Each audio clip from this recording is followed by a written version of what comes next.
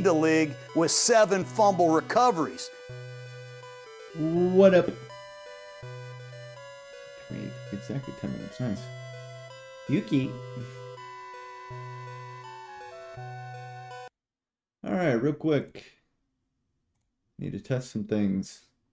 This should be relatively quick. Although, honestly, there's more for me to test, but I'll do it at a later time.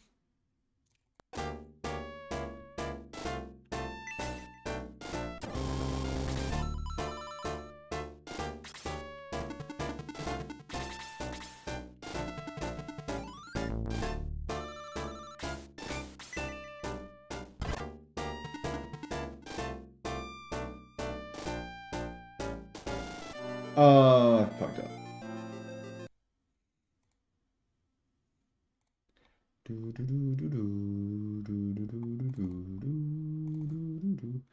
At the same time, I almost don't like that I'm doing that, but I'm sure it's fine.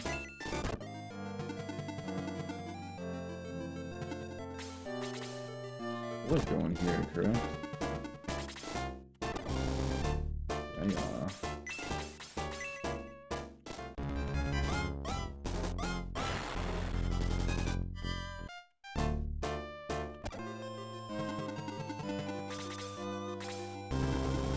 I was worried about that. Okay, that, however, would really suck. So I cannot do this strat with 4-5 strats.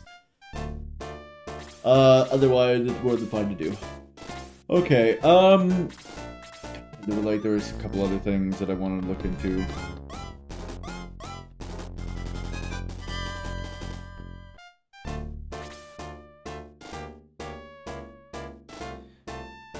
Did I want to look into that 3-2?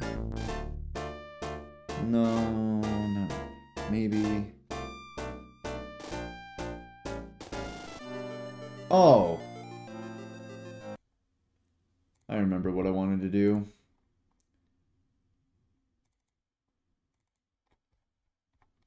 Oh, I don't know if I have a good save for this. Let's just do, let's just do it from here.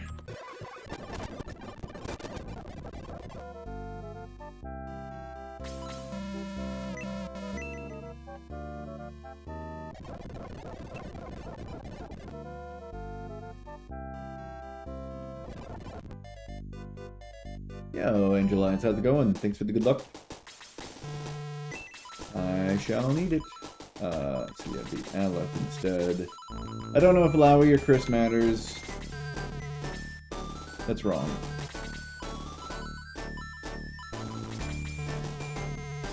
Lowy for Ken. I'm taking out yogurt. Not bad.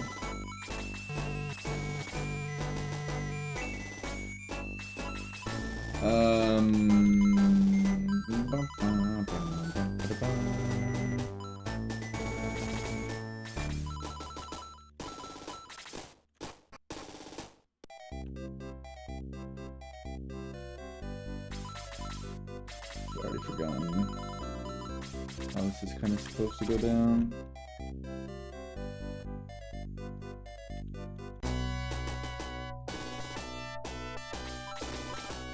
So I needed to have the evil ring first, right?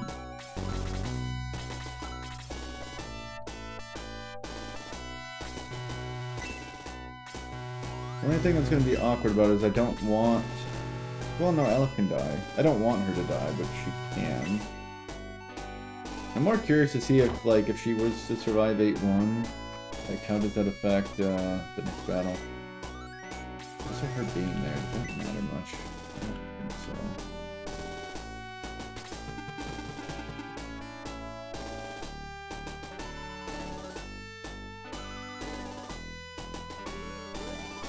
Hold on.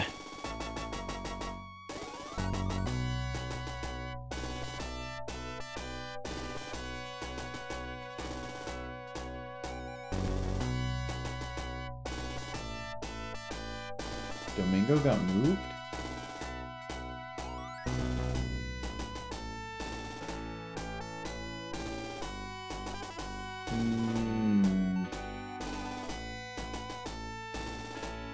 don't care, I think. I don't think this matters. Let's see.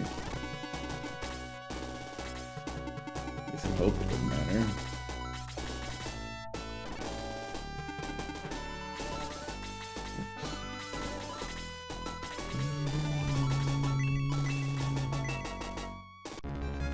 A bit off with the 70-0 score. A little bit. Yes. It's okay. Better luck next time, I suppose, huh?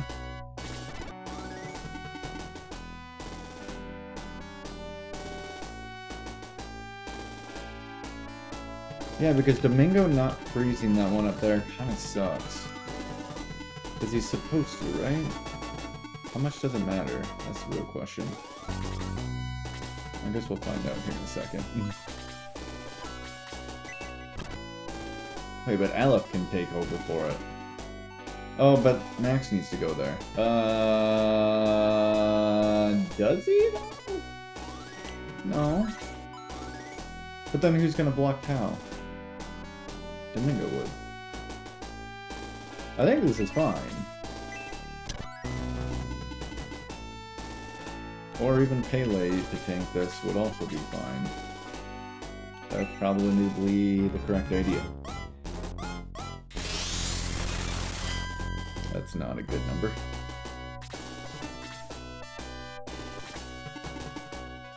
Oh, but okay, I fucked up. Well, we're fine to go here, though.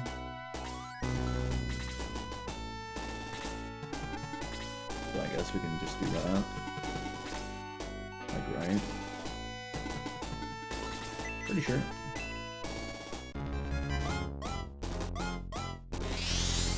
Pretty sure that would be fine, because Domingo doesn't do anything here anyway, so neither would Aleph.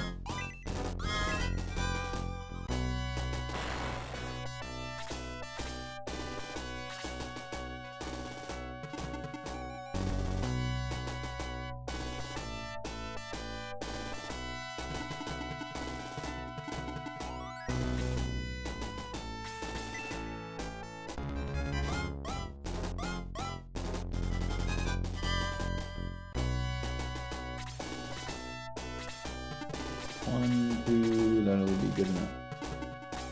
Let's go for Domingo. Interesting. That's not a bad thing.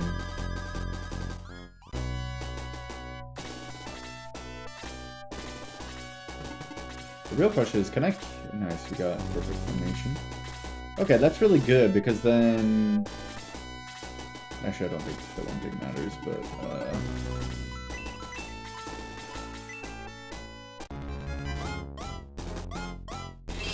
Okay, Aleph doesn't have to die then. Can Aleph and Domingo kill this thing though? Yeah, I think so.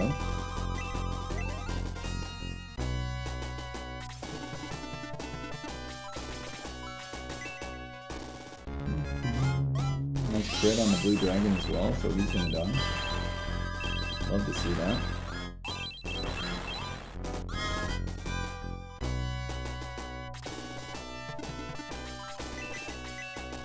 What up, noob? Noob. God, that's tight. I mean, realistically, this should kill every time. But I guess it's not a guarantee. God, I need him to, like, stay. I guess realistically, maybe I need to not put Domingo to take aggro there. Kind of my thought. It'd probably be better if he didn't. And Pele takes the hit instead.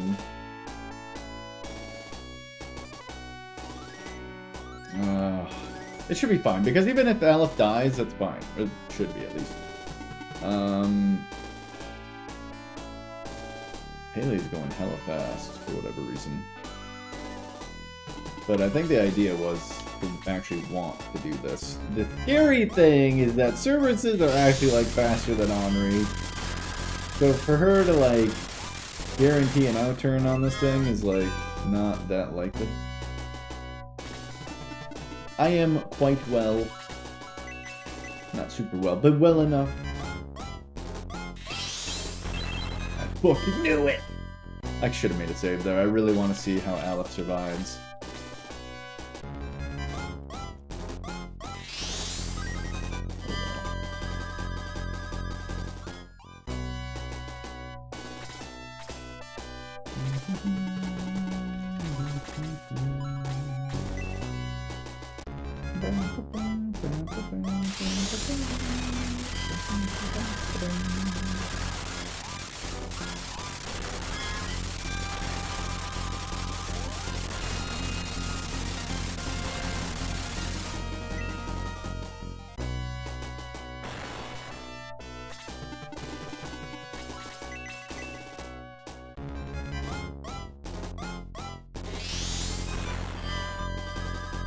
Alright, let's see what happens here. Maybe Hanzo outturns? I guess. I should have saved again. Please! Fuck! I mean, he gets attacked. Actually, no, he doesn't because she's a fucking mage! Tragic. Yeah, see, like, fucking... Andre! Can't outturn services usually. It's a bad play. I'll probably just egress and redo the battle. I really need to see where Aleph lines up here. Really dies too. Amazing.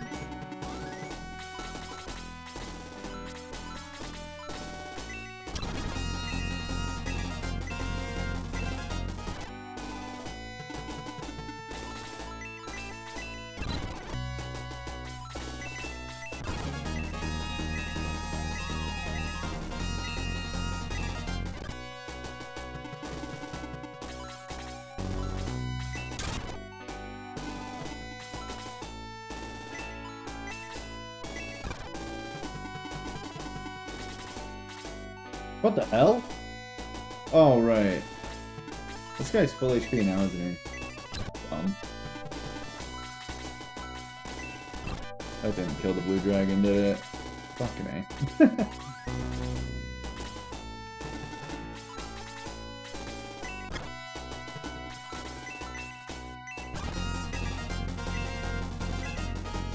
Yeah, so I need Pele to get hit there. Which is fine.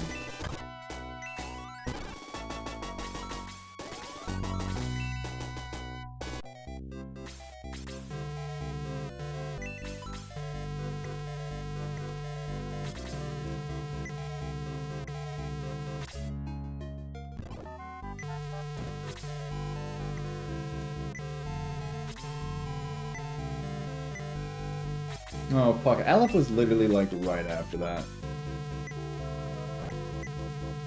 Man, I missed her. Alright, dude. So fucking fast!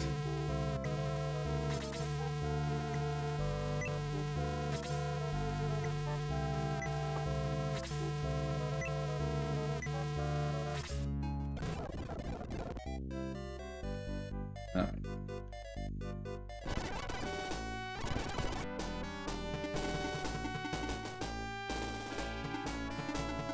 Aleph is over there. Okay, that's not great.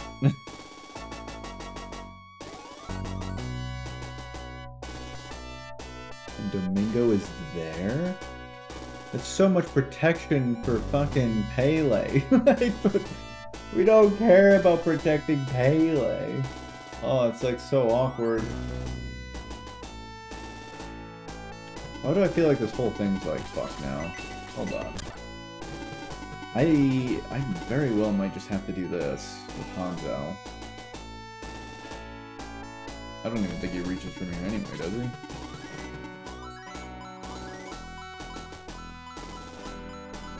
He does. I don't know what to do. Oh wait, I do know what to do. I lied.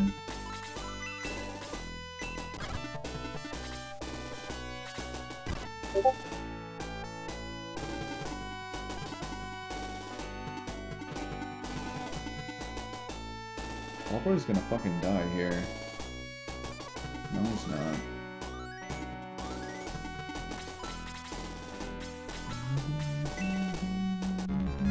I might just do this whole chapter, honestly. I'm like not 100% sure that my formation's gonna be fine. Because Domingo's gonna get moved.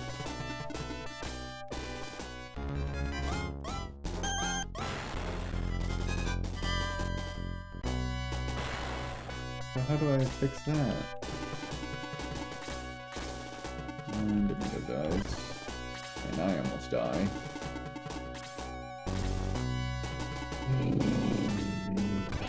I hate that a lot, actually.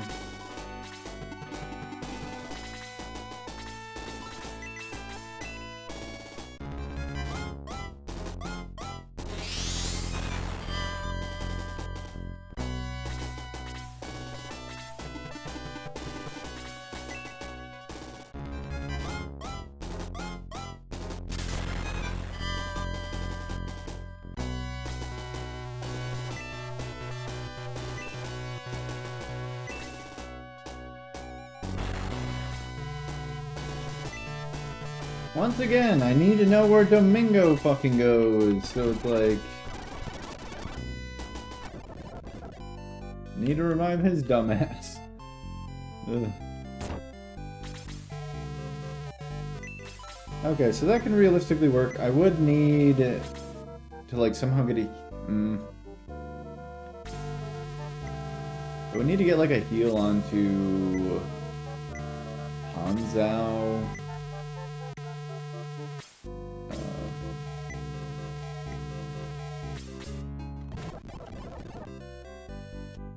That's so awkward. Didn't No Worries do Aleph strats but still have Domingo in that spot?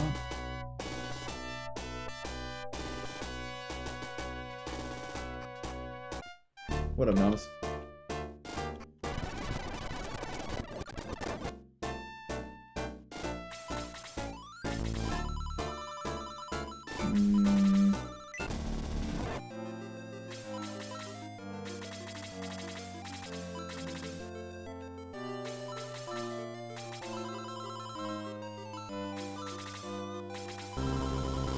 I feel like Omni probably could have gave one. I don't know.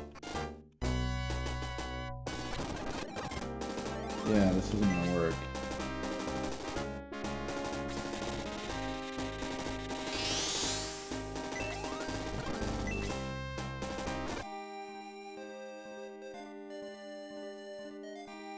Or will it?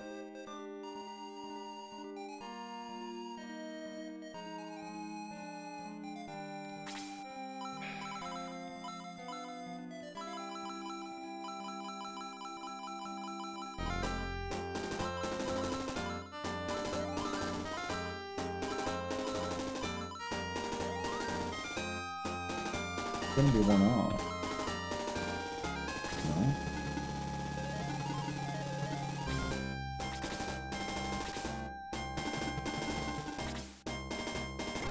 Why did I do that?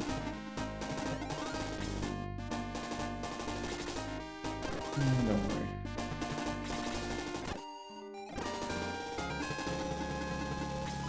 Oh, because now Domingo's gonna get fucked here.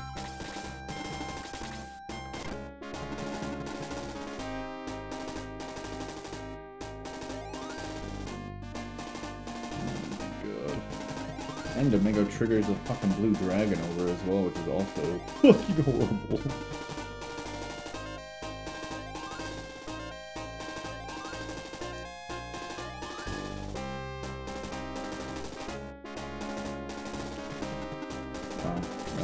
There's nothing that I can really do about that, I guess. Besides, like this, and even then, this is bad. I guess we'll see. I don't know.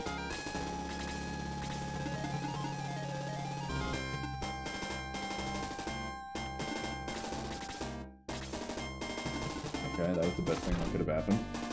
You should be fine.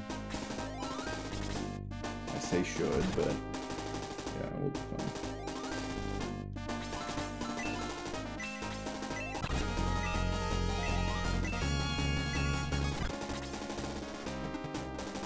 Son of a bitch, I didn't pay attention.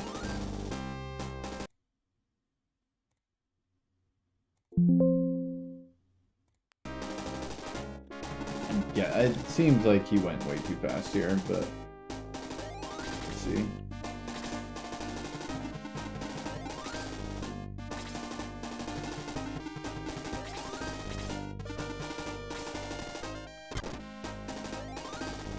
So Domingo being here actually triggered this, really?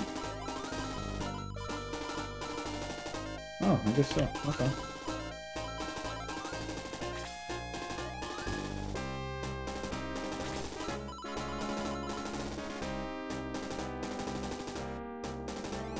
But it doesn't matter, because I need him up here to trigger the other shits. I forgot to move the evil ring over.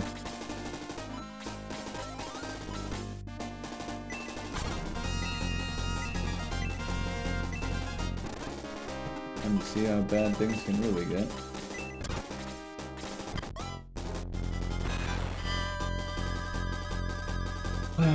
Hold on.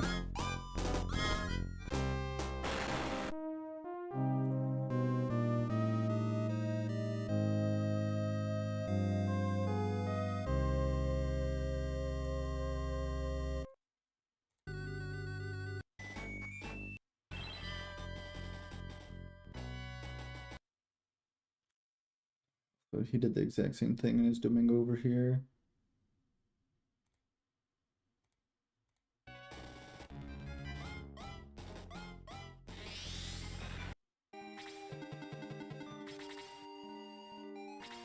So yeah, he just basically did it with no Domingo.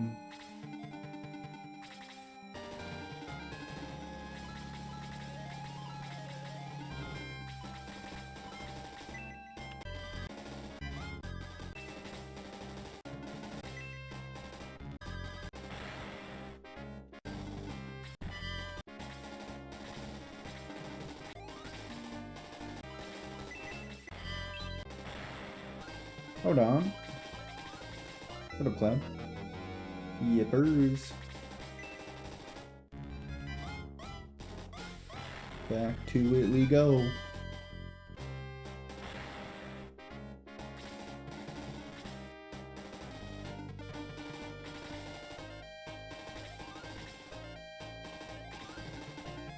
Puts him there.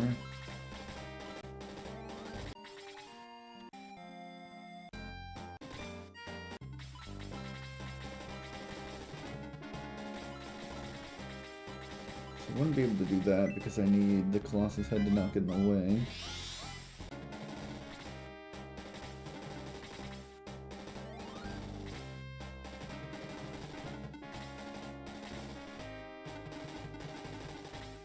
So the case, if I were to do Aleph Strat, I would have to go back at 8-3 and make the swap for Tarasu. Okay, I'm not going to do that. Yeah, no.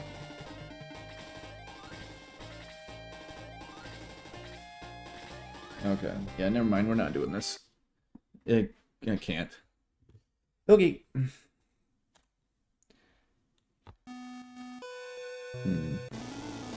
I mean, there might be a swap that makes it kind of work, but that would just change the whole chapter altogether, and that's a lot of work. Not gonna bother with that right now.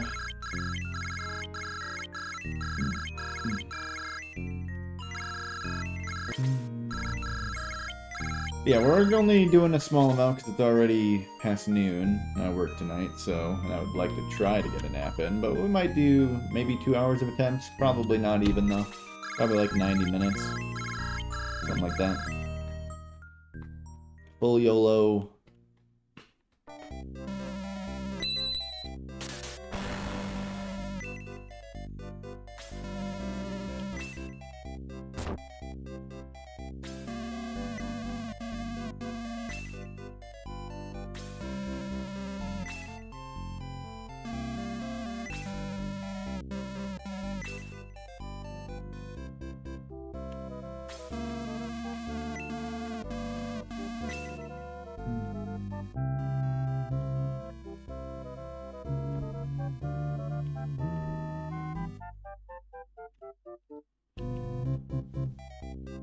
Alrighty, let's see what happens. Last time we had nothing get past 1-3, and it'll probably be the same case here, but we'll see.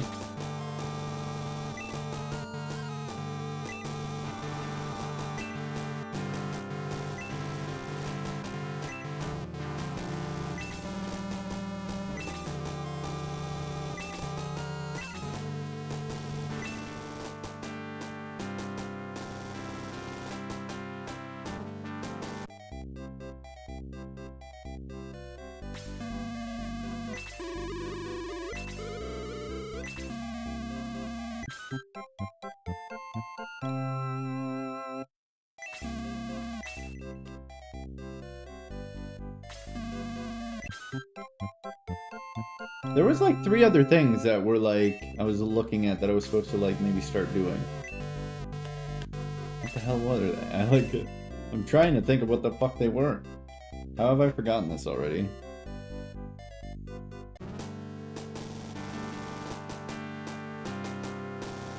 Oh, the 2-3. That's actually just faster to unequip the ring and do slow strat while keeping the mages downward. It makes the bats not move. Which is only worth it if the bats have like not moved on. There's that. A lot of it was also the menuing of stuff. I think it was the white ring?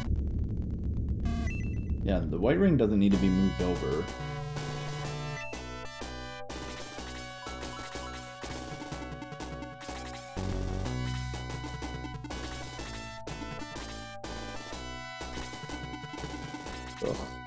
Ugh. Terrible turn 1. I need to like look into that again.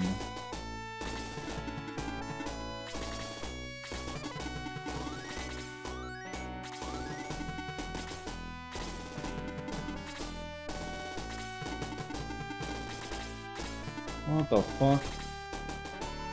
Howie, what the hell?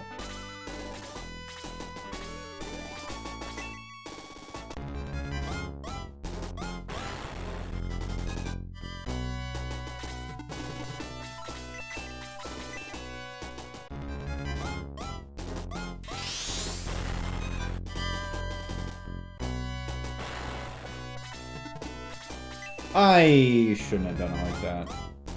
It'll be okay as long as Max out turns this goblin, but I doubt that happens. I got lucky.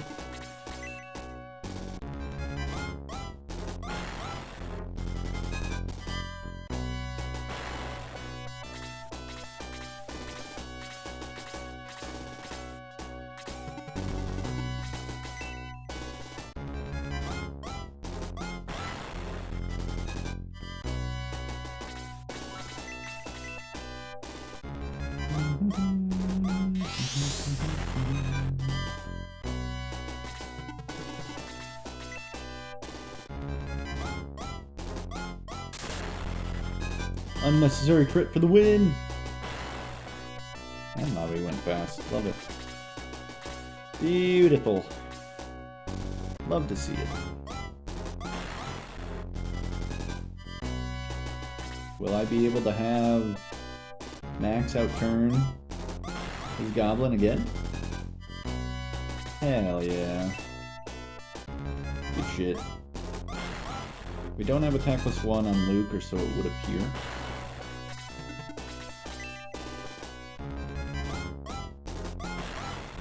Yeah, but that's okay.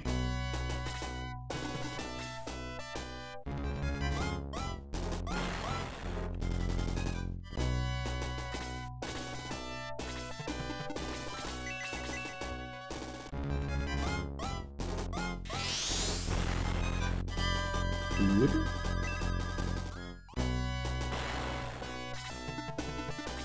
Why am I going so fast? I ain't complaining, but I just want to know why. Okay, I'm down.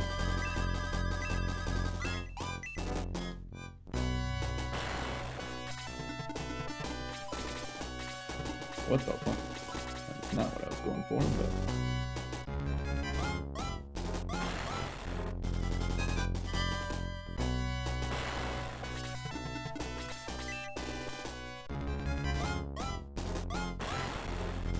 Double attack there would have been nice, but oh well.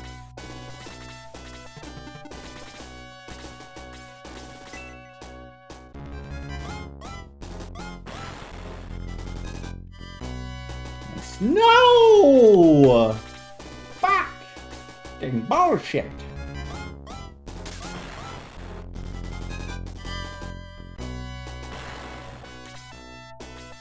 Dark Dwarf. I keep going too fast! I'm too fast for my own good, and now I'm probably not going to go on the next turn. All in it. Alright, winning. Nice. Good fight. Very good.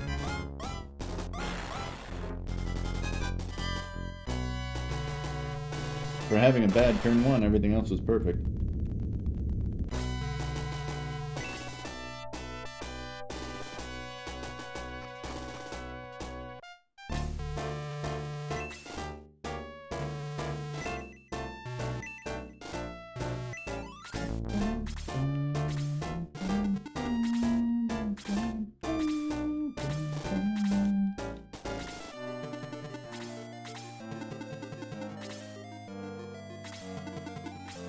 Ooh, terrible menuing. Oh my god, please.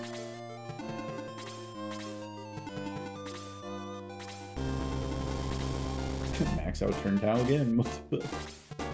I got the speed! I can't menu for shit. What the hell? I keep missing my menu. Oh my god, you did it again. Why do I keep missing? What is happening? Actually kind of pissing me off. Wow. Luke outturning is insanely lucky. If Max can outturn again, I will have something that barely ever happens.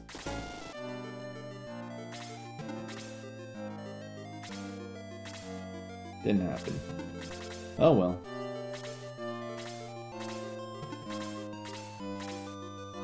Still moving forward with all that matters. That's fine.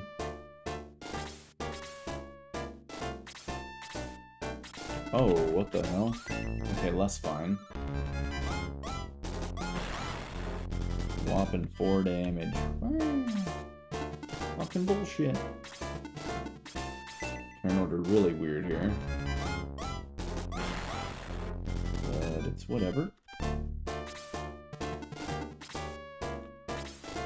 Turn order could be bad here.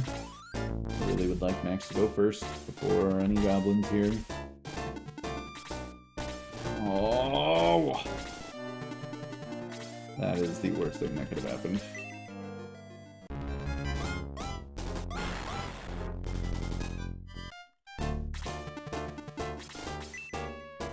Whatever.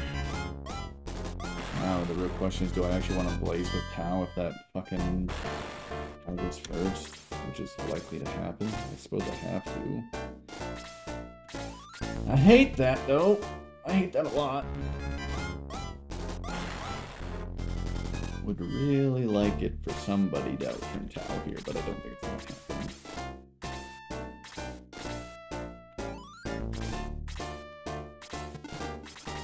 Oh, we're not even on that turn yet. Never mind. No, we will be.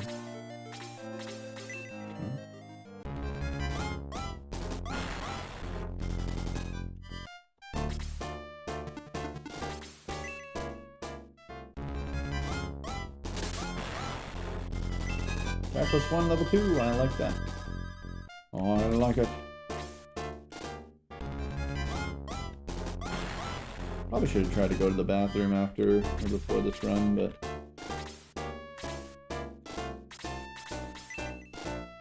why didn't I? Whatever. I don't know why, but I didn't. Like that. Attack +2, that'll do.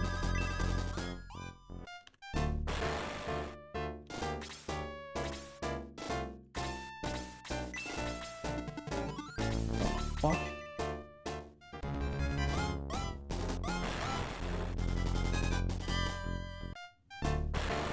I should have done that the other way around. Yeah. Don't know why I wouldn't give that over to Tau. I was kind of troll. Realistically, with how the turn order went, I'd say fine, but the experience is bad.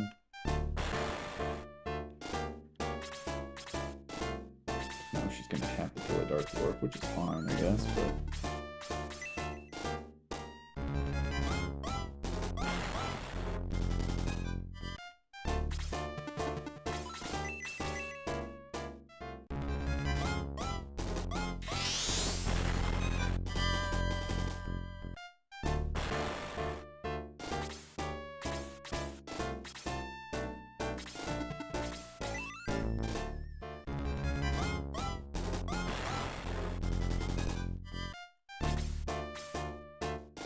Luke's in danger of dying.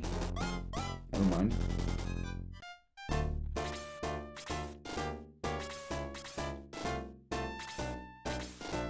I spoke too soon.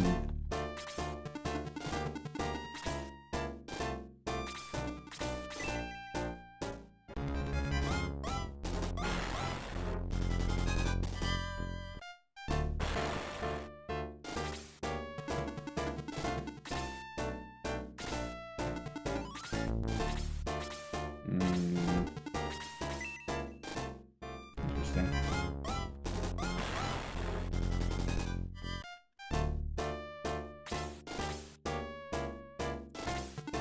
Really hoping Tau could outturn me there.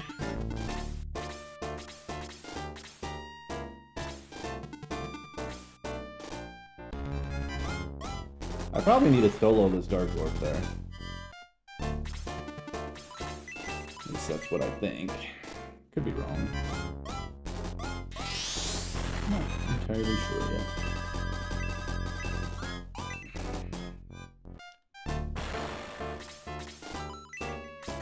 Indeed, I do need to solo that.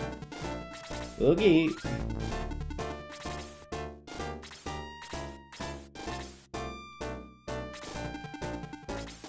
Come on, crit. God, what a slow fight.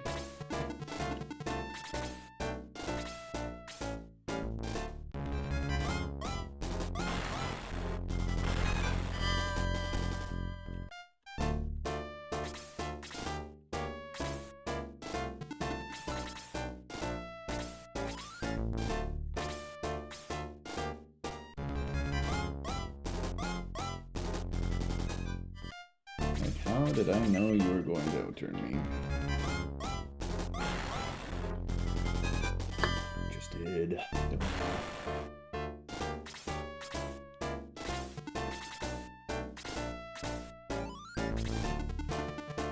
Not pretty though. Not pretty at all.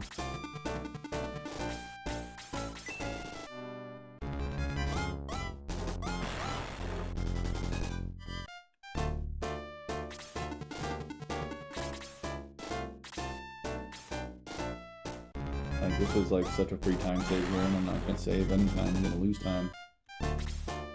Just that bad.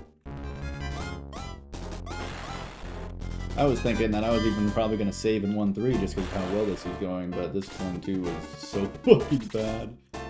And it's like, well, not doing it anymore.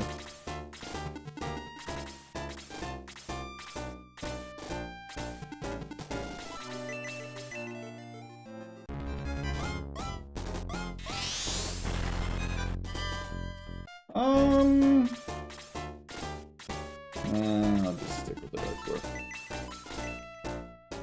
Killing the Rune Knight seems so tempting there, but honestly that crit is like really good experience as well, so it's fine.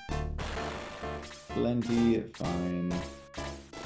How dare you go last max?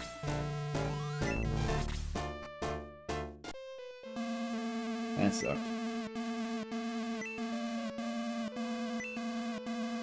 Our experience is good though, for what it's worth.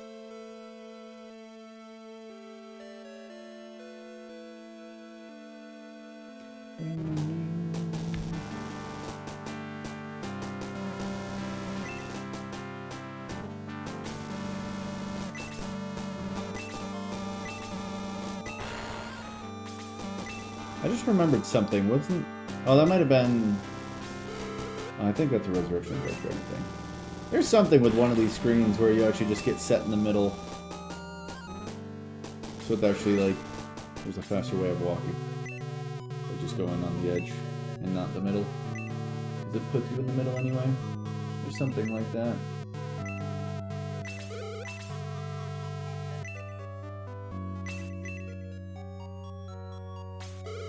Like, I really need to have a more in-depth... I mean, I suppose that's what trainingforspeedrun.com is supposed to be for. There's so much that needs to go on that. Still. We haven't touched it in, like, years. It needs to be updated quite a bit, but, like, it's a lot of work to basically... with how much information can truly go into it.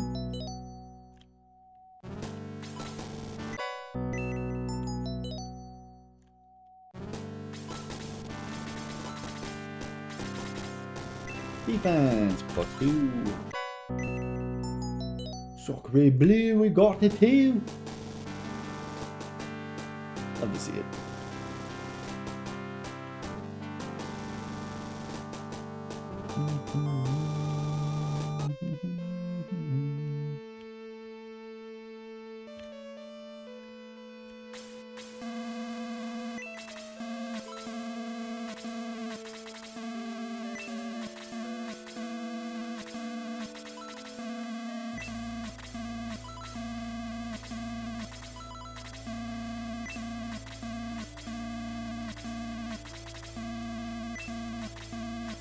hasn't dropped her staff yet. That kind of needs to happen.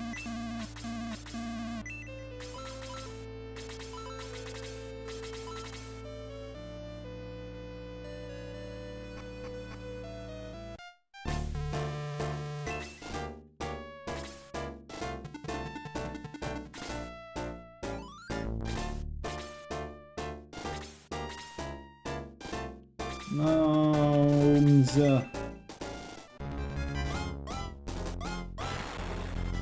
God.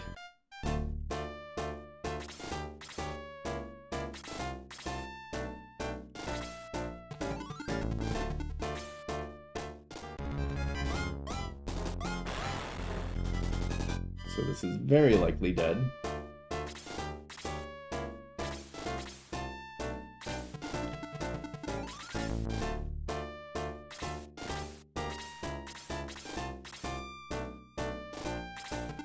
I wonder, is going up at one top left better?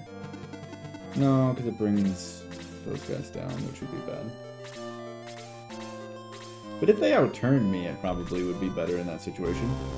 Interesting. Nice outturn, man. Nice 7. Now, can Tau outturn that, though? What can Tau do?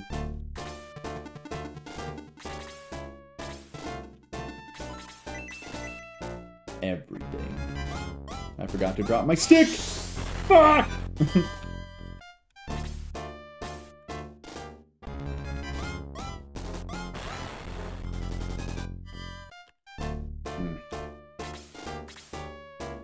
That's not good.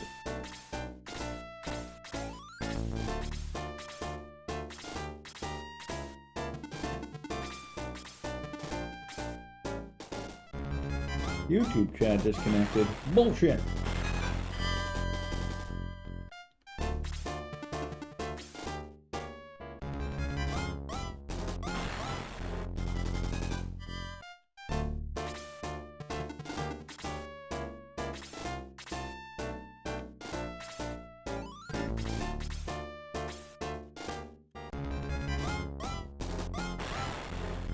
We're fine.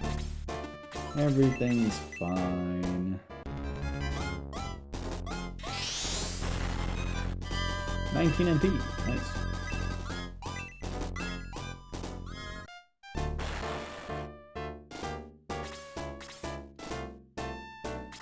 I don't really want May to kill this, but I mean, technically, it is worth it, for sure. Oh wait, she can't. I'm trolling. I'm fucking trolling. Bacon Blade, how's it going? Nice. That's a nice animation right there. That's basically one of the things I wanted to do.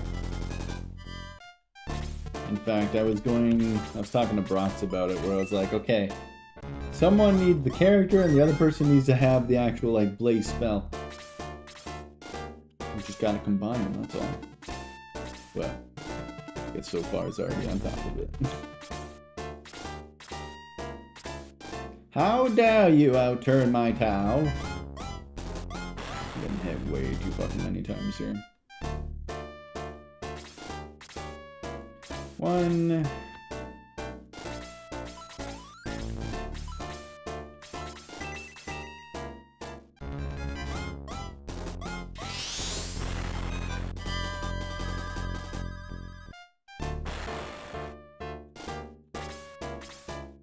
Two. If I get top right, well, any of the ones on the right, actually, we're good to go. I kind of want to save for this. I'm being a bitch.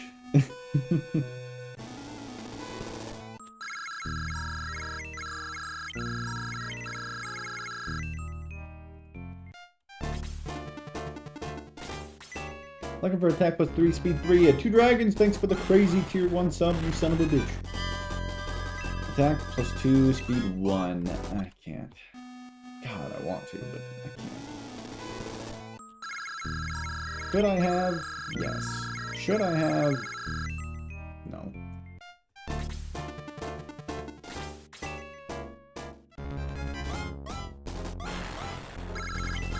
Attack +2, speed 3. We'll take that. I'm still YOLOing potions, though, which means I do need, like, 2 +2s in order to be good.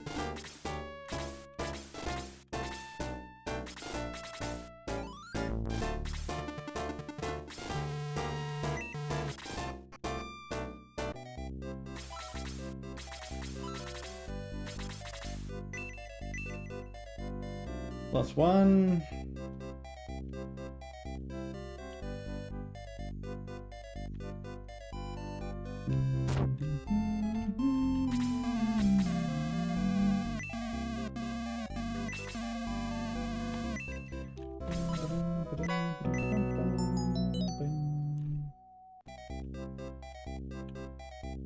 Gross.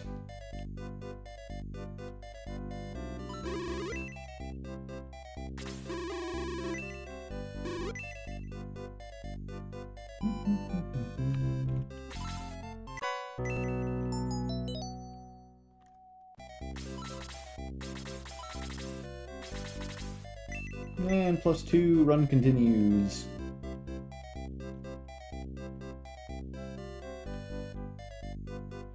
I don't like it though.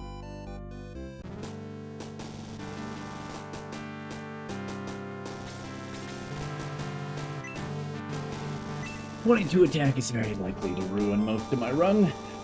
We'll see. We'll see.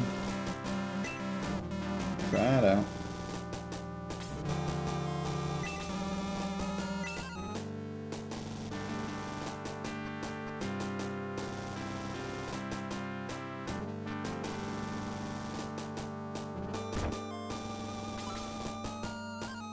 The bars are solid.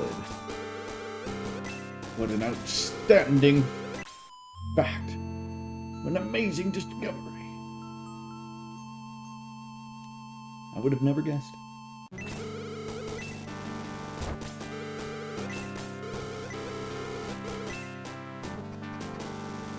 I did move the spear over. We're good to go. 19 MP will be my saving grace here.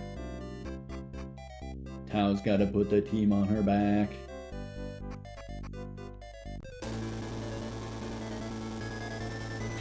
And hopefully she can. Me having 3 speed is also quite nice. As long as I can hit that, ideally kill them, should be golden.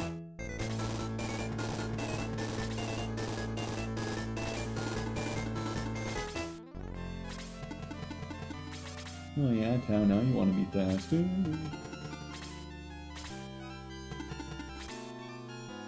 Also getting the good bat formation.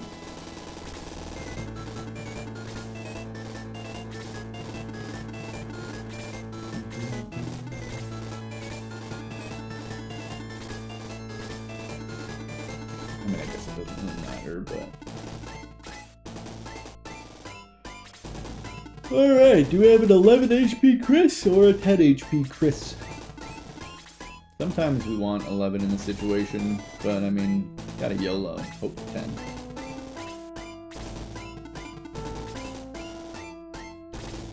It is 10. Alright, me go first. No! You motherfucker!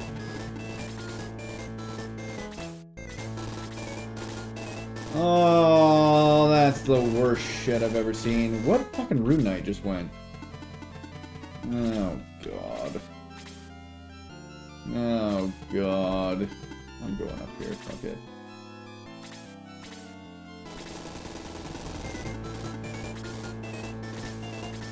Okay, I was wrong on which one went.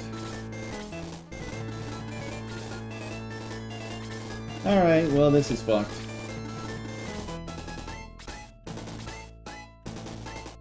Probably just gonna die, honestly.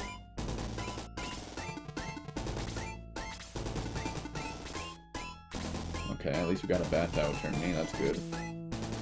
Can I get both bats to outturn me? Dude, why? I can't. Oh my God, brother.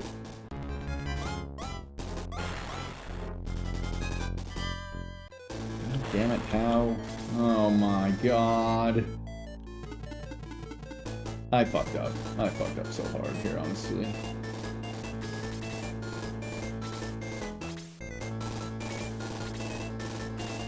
Yes.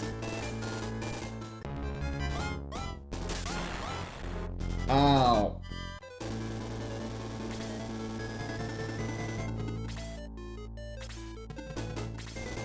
We're dead.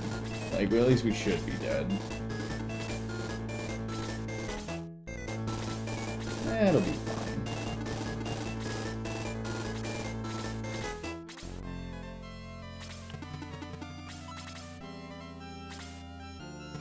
Okay, that's good.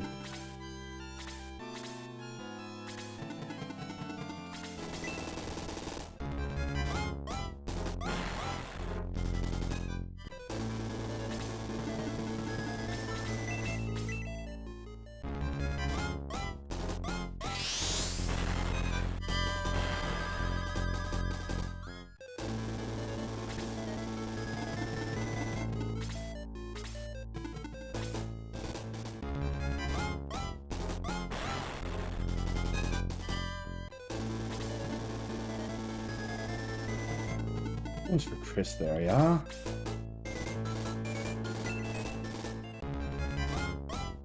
Yeah, has to.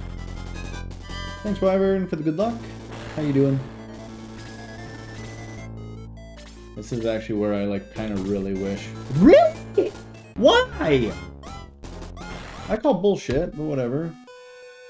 Well, that's fucking lovely. I mean, that's my own damn fault, to be fair, but... that turn order was also very bullshit, so...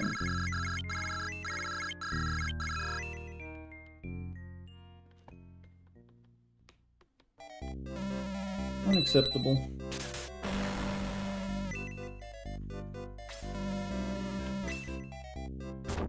Any tidbits from the task? Yeah. I was kind of messing with that at the beginning of the stream. I honestly need to look into it more, because there are a lot of, like, a handful of tidbits that I really need to be implementing, and I didn't really do any of them. There's only one of them, I guess two of them, that I'm going to be doing. And they're literally, like, a couple seconds of time save. That's it. Nothing crazy, but... there was, like, a handful of them that I need to do. I just don't even remember them. I remembered one of them, and I had to practice that, but that didn't work out as well as I thought it would, so I'm not going to do it. And there was, like, two more that I don't remember. Oh! I remember one of them now.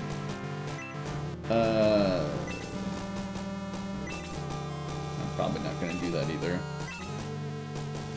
Well... actually, I should. Well, but I need to... I don't know.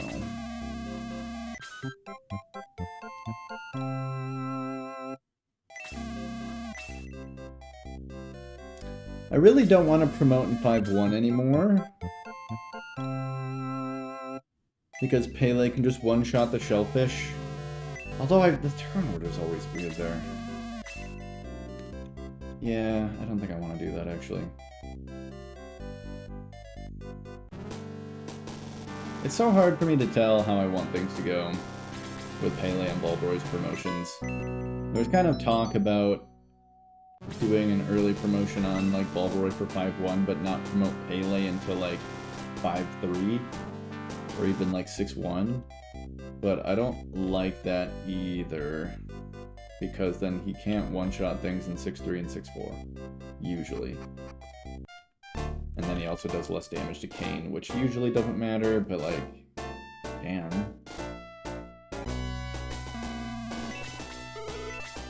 So, like, I don't know. But, like, 5-1 ends up being really clean. 5-3 can be really clean if you wait to promote after that, but I don't think it's worth it overall.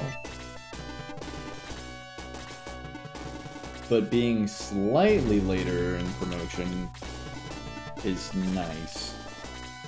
Usually. But it's also just weird to have to go and promote on two separate occasions for a single character each. Like, you would love to just hit them all at once, but... I don't know.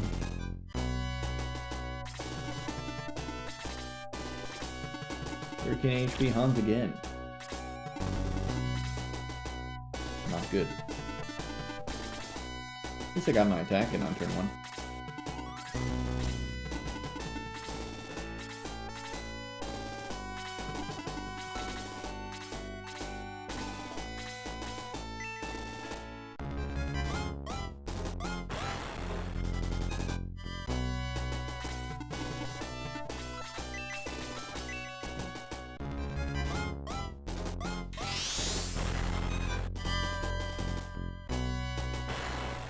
Come on, Max, outturn that goblin. Fuck.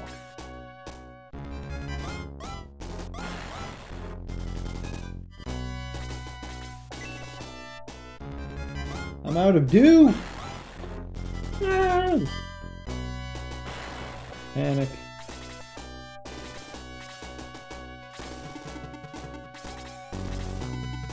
Why is Ken going absolutely first? I ain't mad at it, but it is slightly concerning. Alright, Max, outturn this goblin!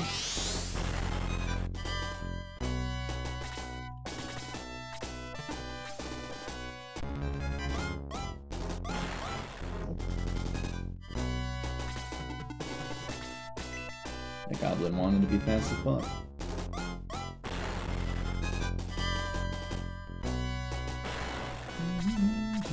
Fucking I just realized that everyone should outturn the Rude Knight even.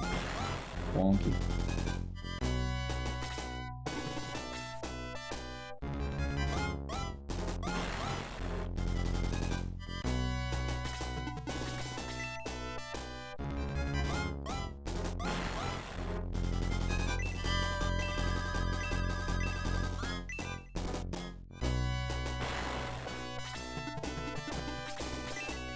Goblin to go first.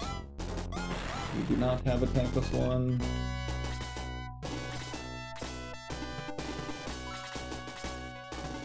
No, you gotta stay. Oh, I don't like that either.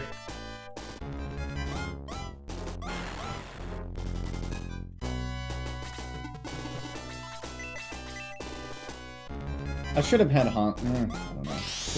I should have had Hans attack the goblin, I suppose. Can go. That's so annoying. I'm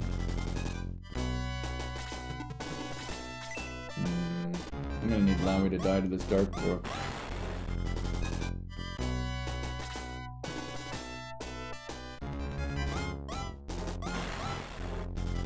Scourge is getting on to different kind of levels of awkward here. I mean,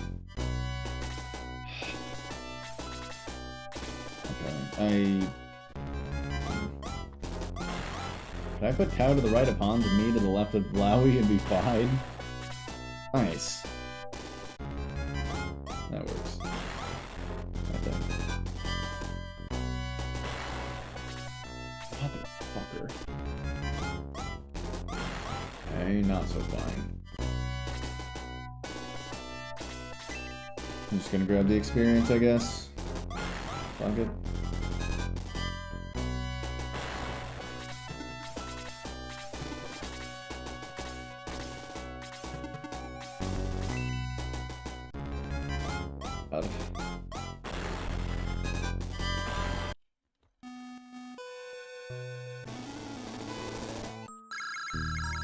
I was actually very tempted to just try and, like... I mean, okay, it wouldn't have worked anyway. I really wanted to just kill the Rune Knight with Max and Tau. Because that's, like, what No Worries did, and it's, like, it's something I've looked into before, but it's just, like, you need a high roll 7s on both, which is, like, scary.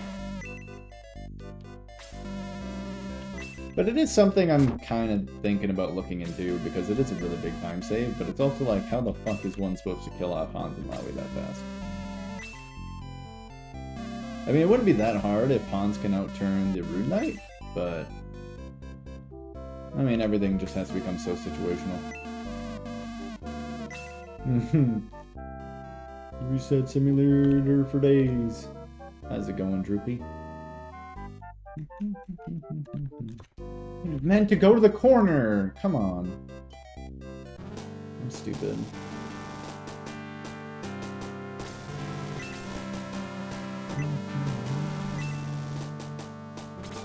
Oh, I forgot to grab a dude.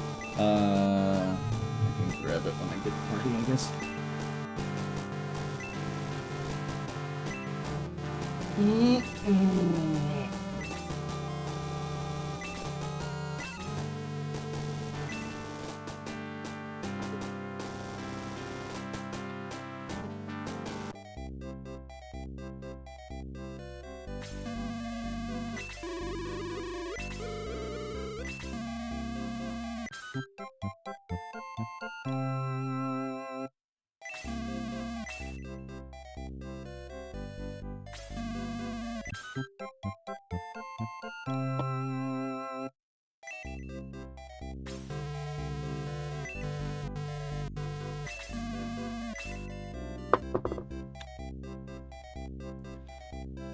Okay.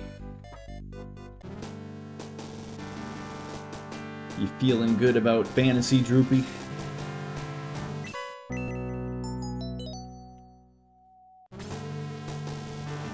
Fuck. Terrible menuing. I literally lost like 2 seconds. Like, holy shit. At least I didn't get cucked by the old man. Hashtag winning.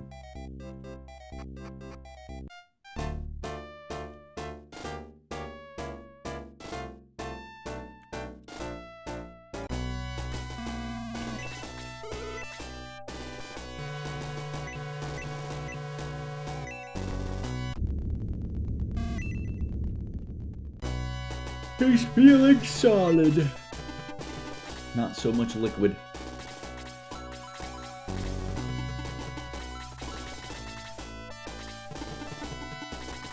$14 HP Hans. Disgusting. And I do not get my attack in. Which is also disgusting.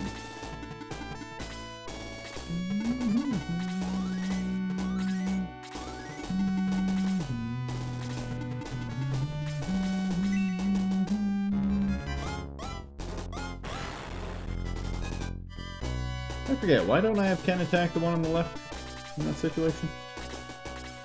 Is there a reason for that?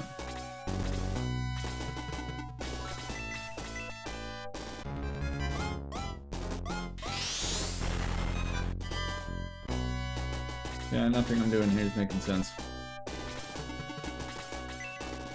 Fine, though.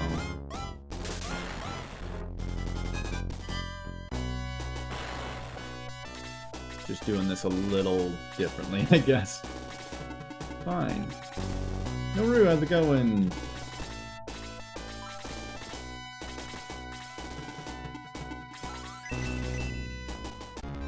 Good morning, morning.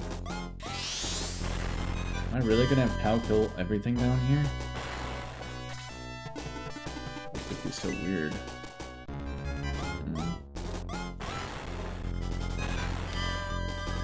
Ken! The man! The myth! The legend!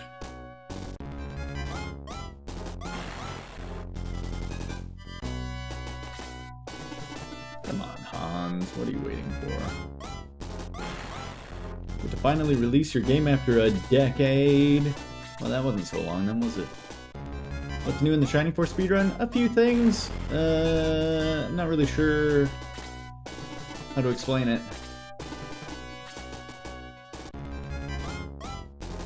Because I'm not doing a whole lot of it, I can't necessarily explain it myself.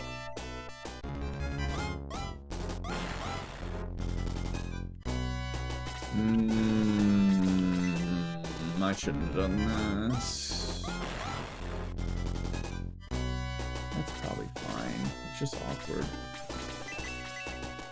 How am I supposed to get Lowy killed in this situation? I don't fucking know.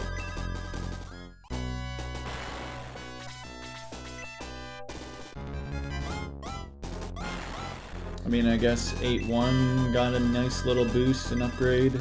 Saves like a minute. Okay, do this actually. That'll work.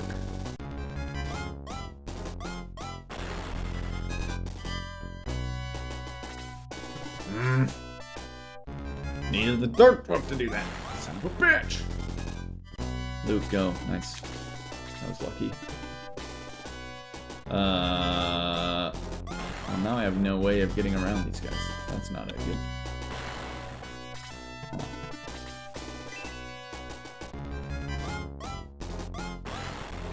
Alright, Luke, go body block for me.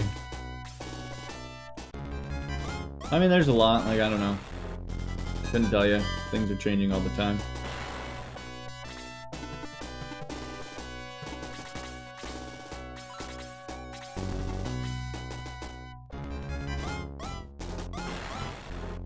Ow.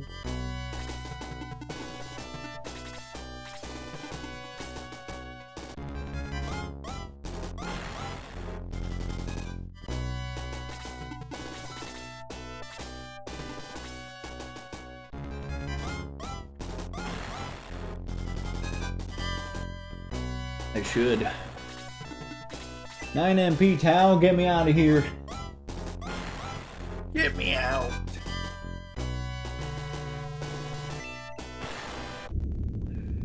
I would if I could.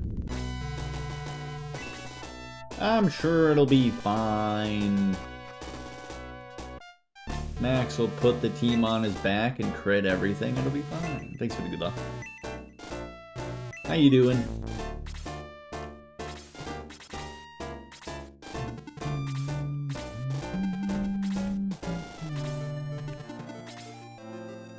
Yeah, I really want to do Aleph strats for 8-1, but it just like fucks with everything else and I don't like it.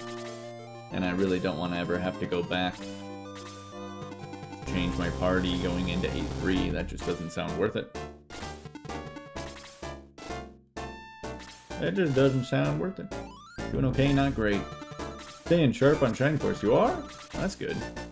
That's what's important. Nothing else matters.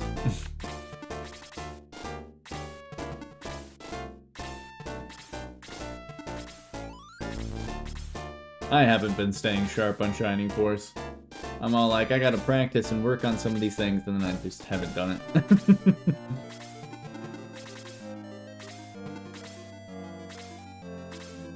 Did something that took me like 30 seconds. That is not the turn order I want to see.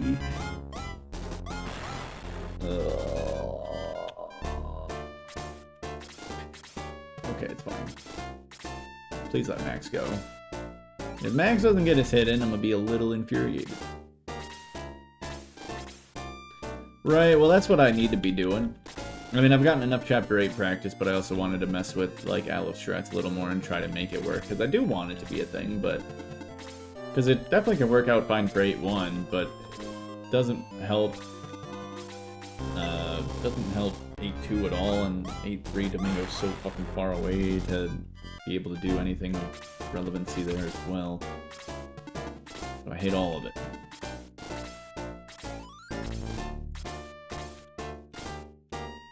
But, yeah, like I haven't done any Chapter 5 practice when I really probably need to.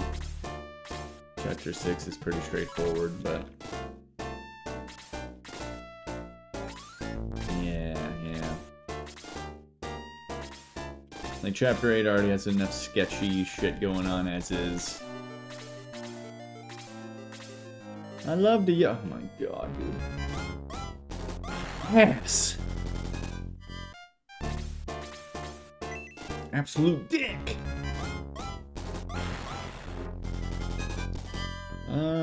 Do I want Tau to kill this or nah? What do I want Tau to do here?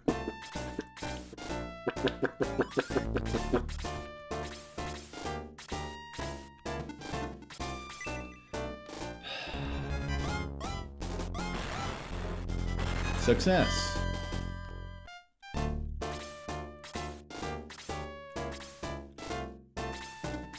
We're doing awkward shit here. Not that awkward. How do you not hit for 6, you goddamn bum?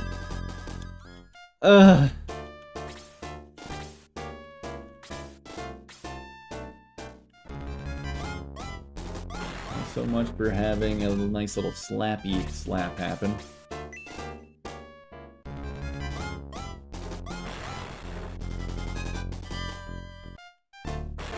RNG rolling for Henri to go 8. Yeah, but even if it doesn't happen on the first turn and it happens on the second turn, it still like averages out to be like a typical 8-1 time. You just don't get the time save. But you aren't really losing time from what the previous strat was. You lose like your 50 seconds, but I mean you were practically gaining that anyway. Whatever the case may be. Alright, Max, go first.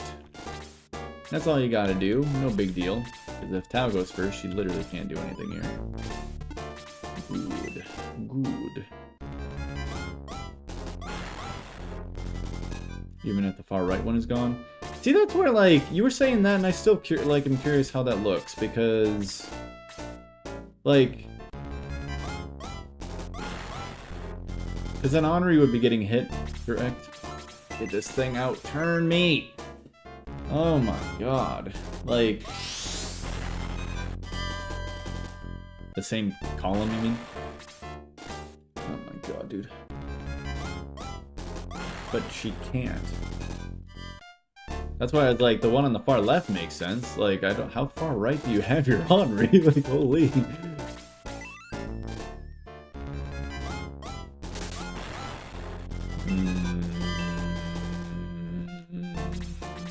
Okay. Sure.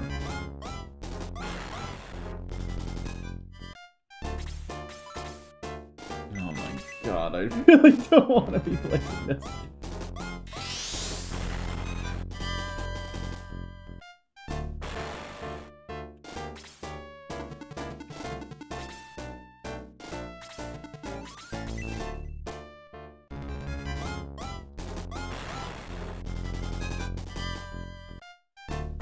The blue dragon on the left, sure.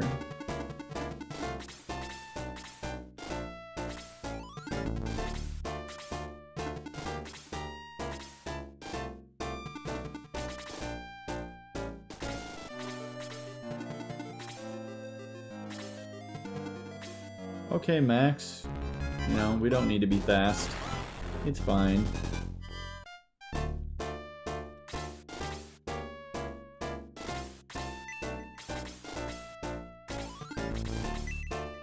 I need to solo this one and... Wait. Wait, that's not gonna be good. Wow, that's like really, really not good.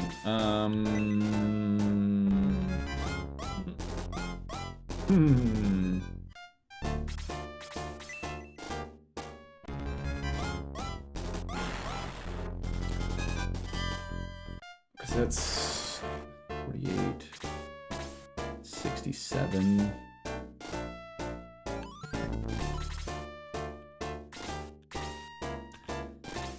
I mean, I guess. Oh my god, this is so fucking bad. Someone just kill me.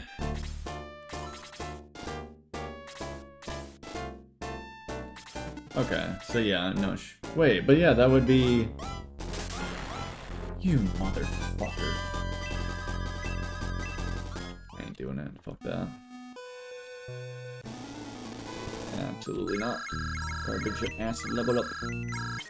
Oh good, I did want that to die. Cool beans. So yeah, it was like...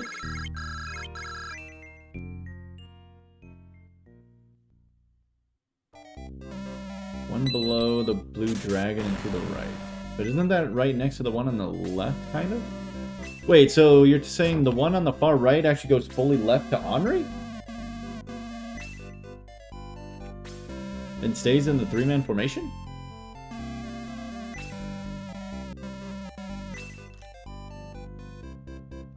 No, so then far right Chimera walks straight down. But that's bad. No? Like, who does that attack then?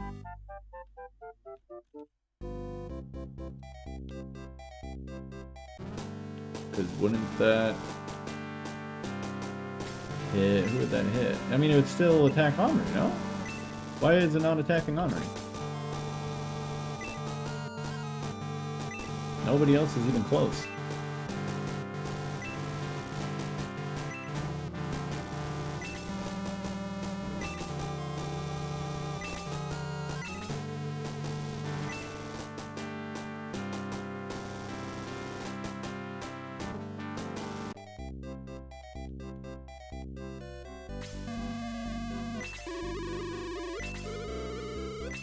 I guess I need to look into that, because, I mean, I feel like I would have noticed something like that.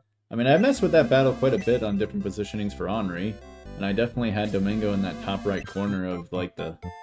I don't know what you would call it, the square thing with the chests.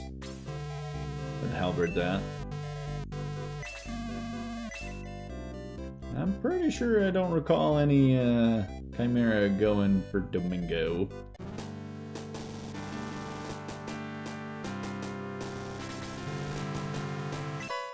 But I don't know, maybe.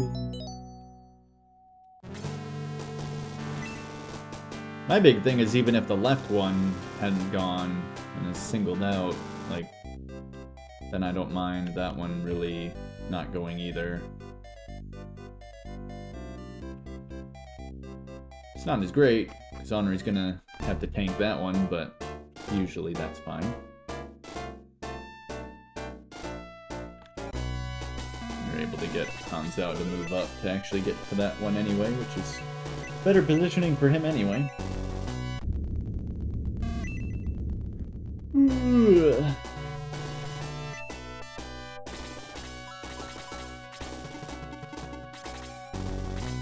We are almost out of time.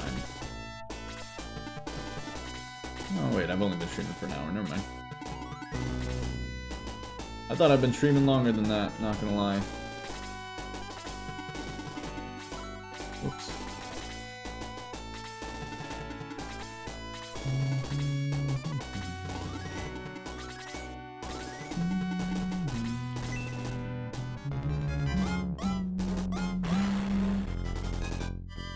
Better to not wait. I agree. Like, if you have an opportunity, it's like, it's better to risk it in that situation. For sure. What up, Socrates? Good to see you. Thanks for the good luck, as I will desperately need it.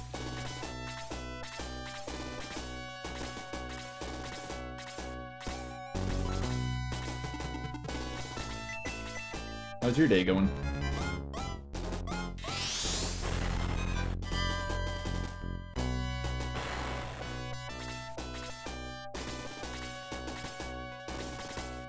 But then I also suppose if the left one and right one hasn't gone, couldn't you still go then? Because even if the left one goes and attacks Henri, she should more than likely be fine. I don't know if that's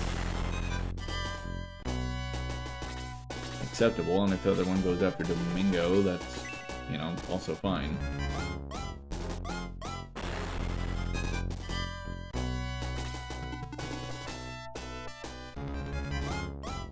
14 HP Hans, you hate to see it. But we get 2 Dark Orbs to go, so I love to see it, actually. Okay. I like it. Get his bitch ass out of here. Nice turn order. That is so nice, actually.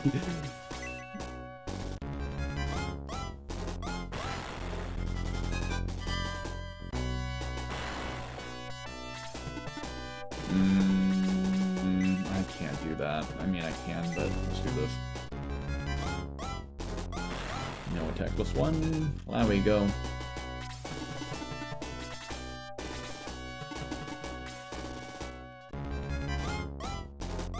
I mean, he'd be freezing the blue dragon as well.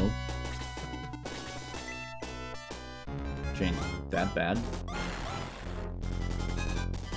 I think.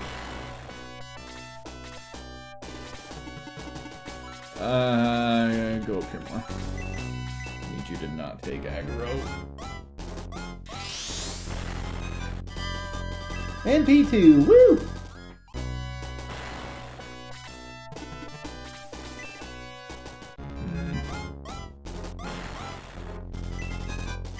How are runs going? We had one good run, but I completely shit the bed on it. And that's been it. I guess I just have to hold here. Oh, I hate everything about this.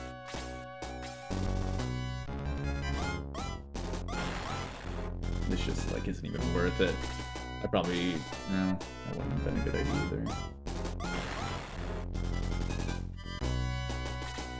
I just need, like, Lowy to outturn, you know, Rune Knights. That's all I need. Why couldn't that happen, you know? It would have been so simple.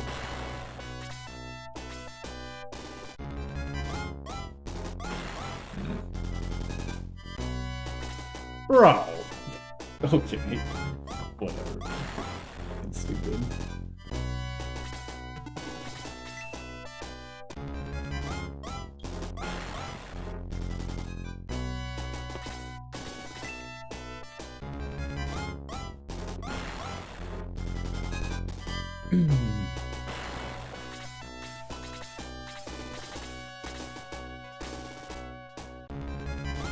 Not a good fight. At least I have a lot of experience on Max for what it's worth. But I ain't too thrilled about it. But it'll be fine. You know, MP2 Tau, it'll be fine. Luke without one attack, it'll be fine.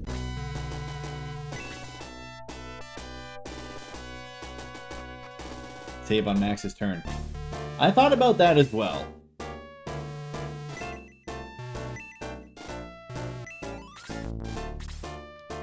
But I've always kind of been in the mindset of, like, you're in Chapter 8, you might as well just start YOLOing shit.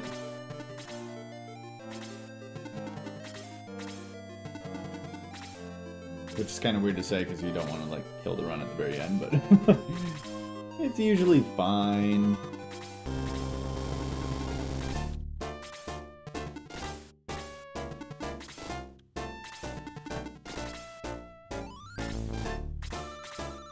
I also like the Evil Ring for... Or not the Evil Ring, the Power Ring for Dark Soul. Like, it's totally fine to only get one use out of it in Dark Dragon, usually. I think saving for the Power Ring in Dark Soul is silly.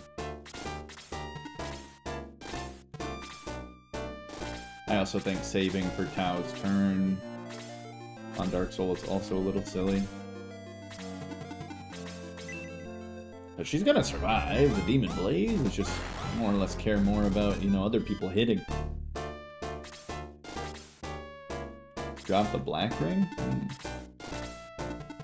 Terrible turn order.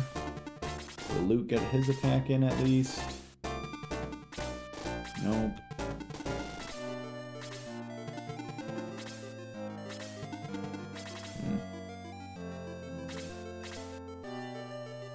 Three different versions of Colossus. Gross.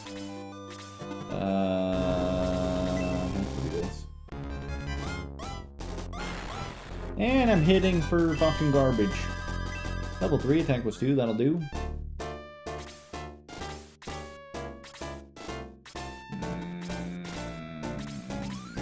Okay. Alright, double attacks and crits from Luke. That's all we need. No big deal.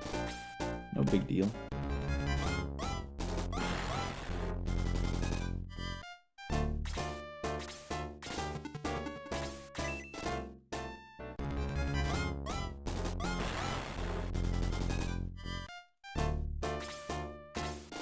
Gonna be another abysmal one too.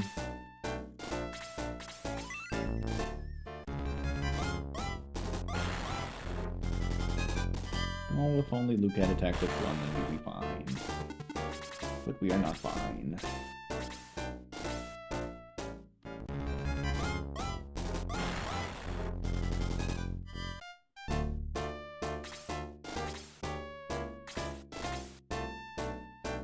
Come on, Goblin. Don't you dare have Luke go first. Thank you.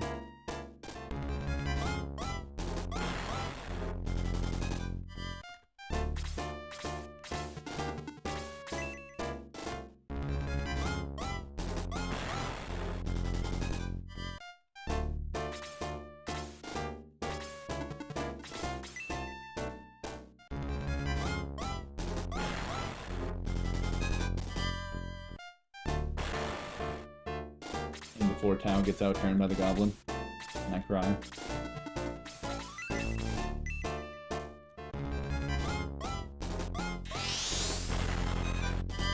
Seven.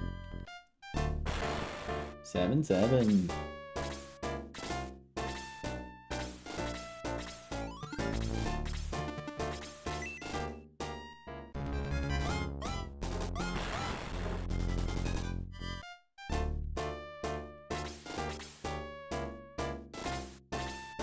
Time for me to get all the kills and hit level 4.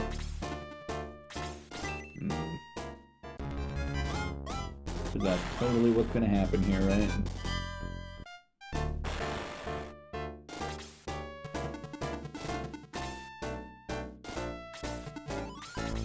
Come on, Luke, just one crit. That's all I need.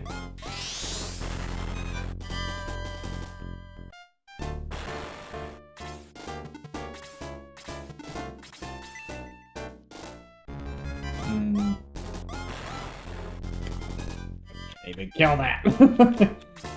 Ugh. The fuck am I supposed to do with that? What if I do 7 and Tao slaps it? Thoughts?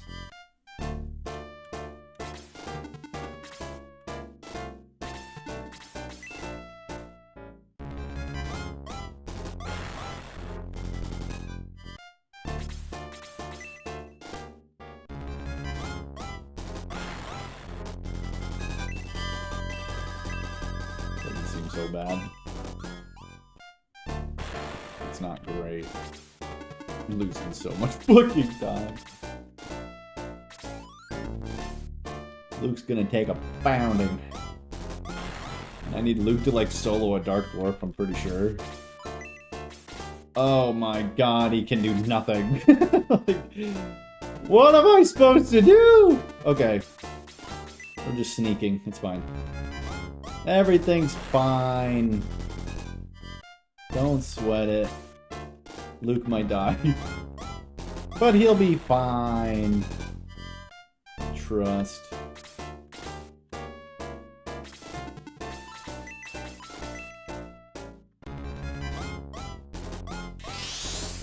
Oh, God. I would actually really like it for the Dark Dwarf up top to outturn me.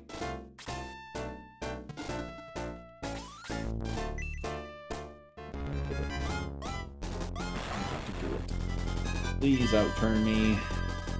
Be so nice if you did. Aw. How much? Outturn me any of these turns.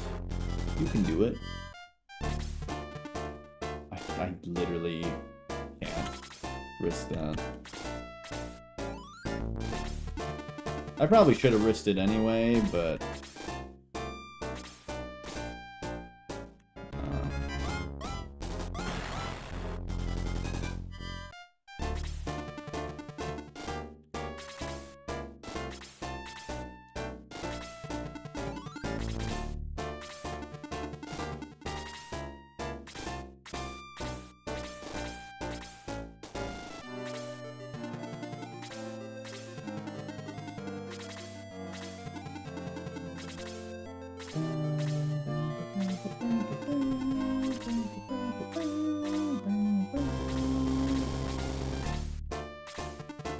What a weird fucking fight, and we're not even done yet.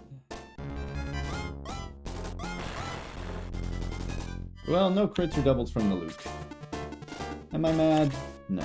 Am I disappointed? A little bit.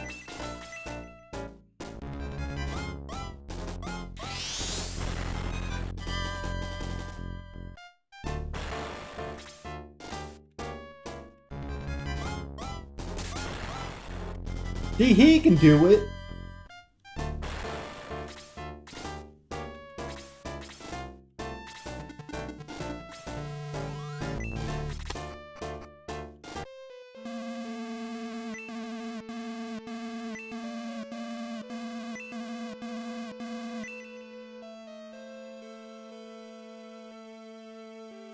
And this is why having like a level 3 max is sometimes, and a lot of times, kind of problematic.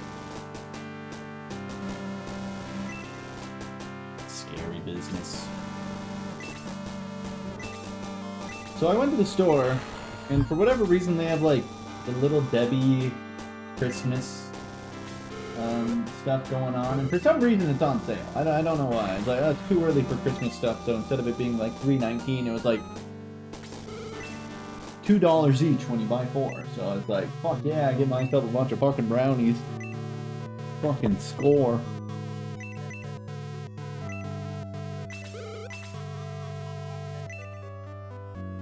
And now I've just been eating brownies fucking all day. Hell yeah.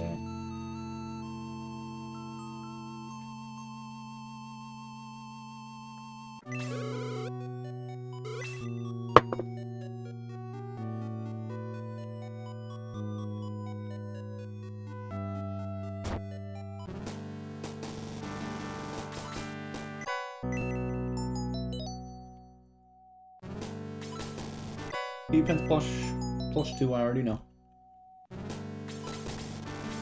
I am a prophet.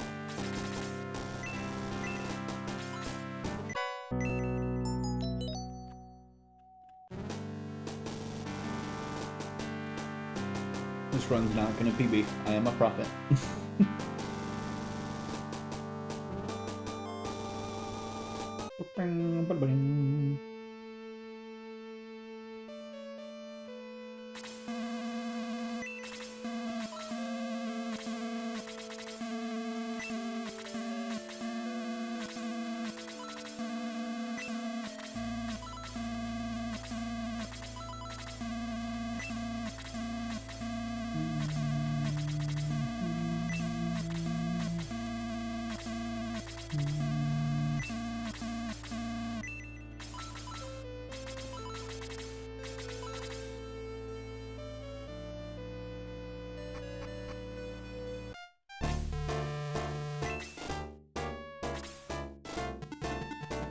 Will I get both bats this time, or will May screw me over again? Every fucking time.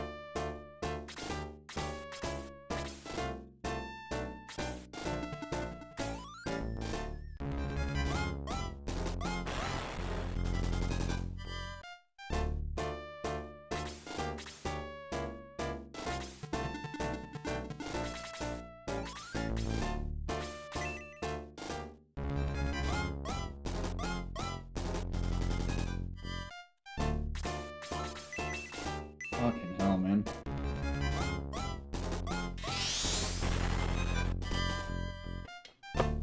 GG.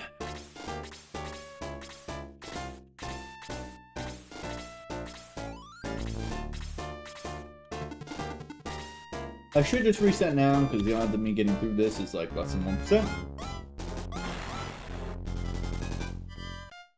I'm pretty sure I'm just wasting my time here.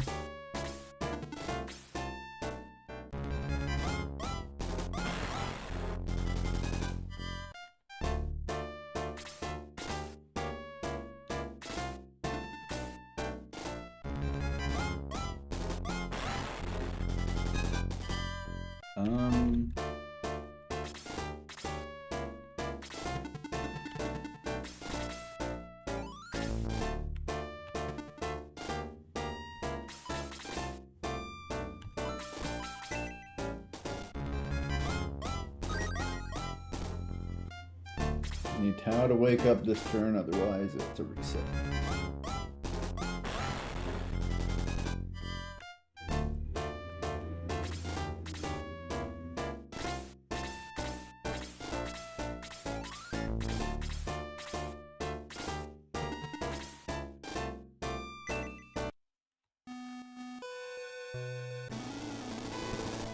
Probably just gonna be one more run.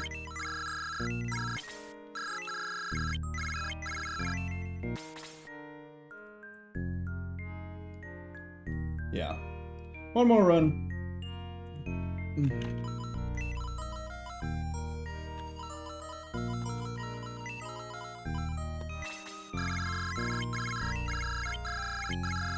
CC, do you love me?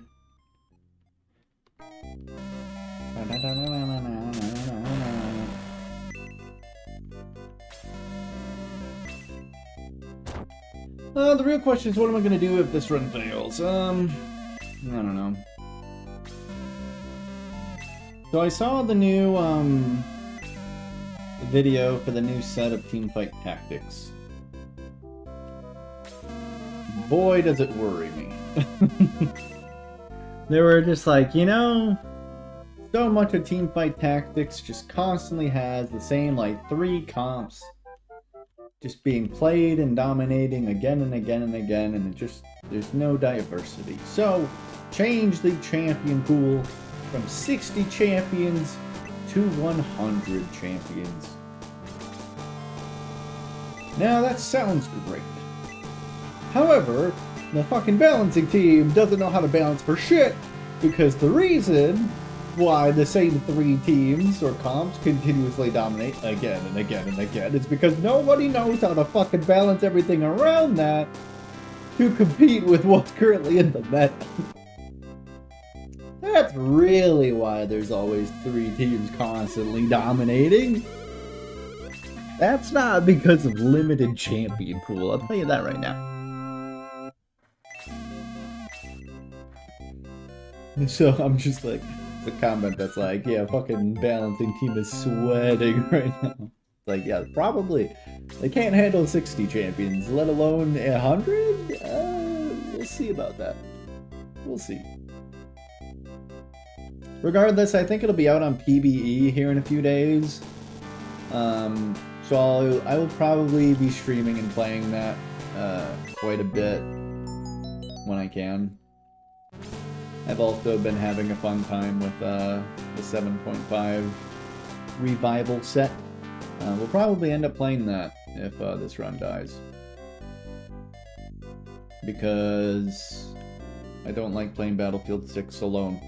And everyone's working, so not the time for that. I would sleep if I could, but I am not tired. So TFT is probably going to be the case.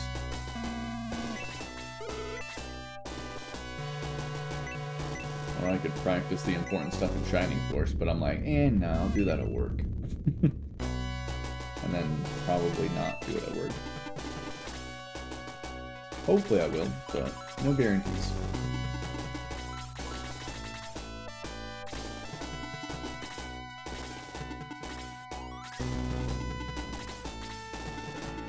Nice.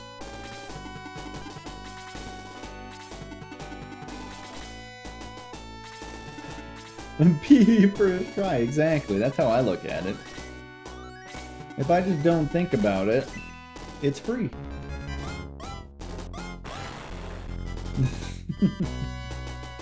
Classic. Hell yeah.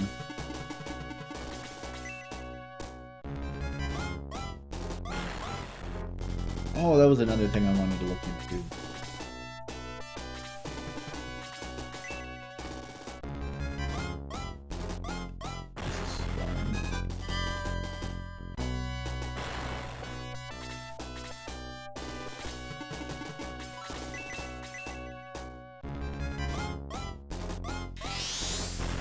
And then come back 40 minutes later.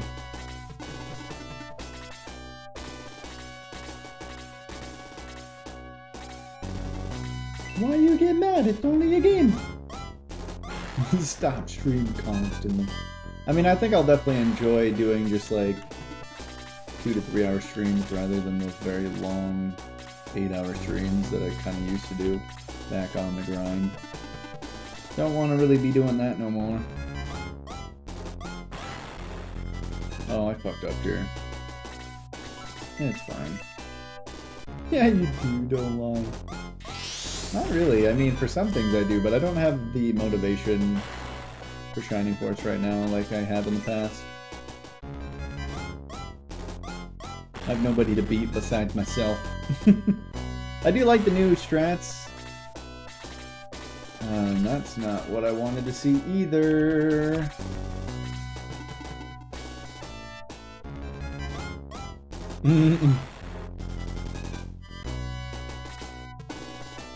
You need a kill.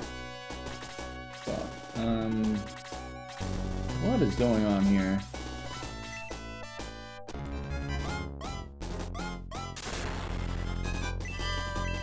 We leveled up Hans.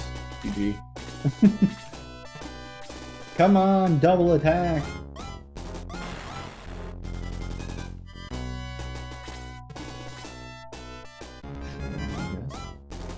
That actually kind of solved my problem of what to do with Luke.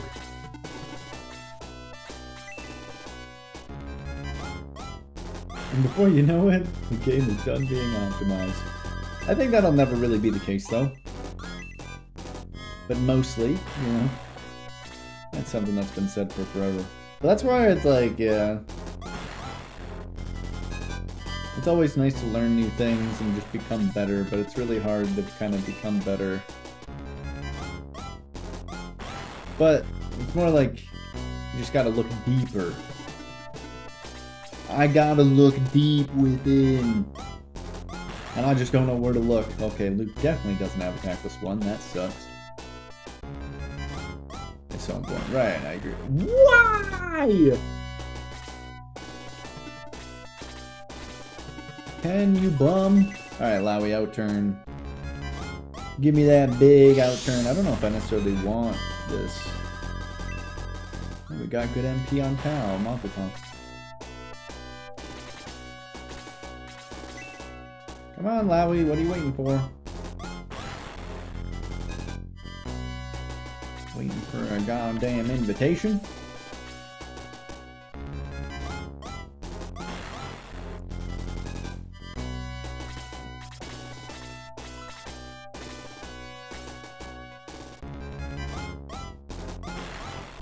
Why can't you idiots just die?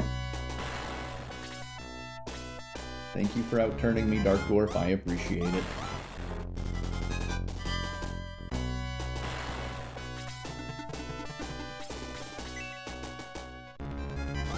Boot up Languster 4. I mean, stuff like that is what I kind of, like, contemplate all the time. Again, there was a time I was saying I was working on a certain Final Fantasy game. I still feel like I want to work on that, but it's just like... It's just so much time. So much fucking time. I do like the RPG itch, though.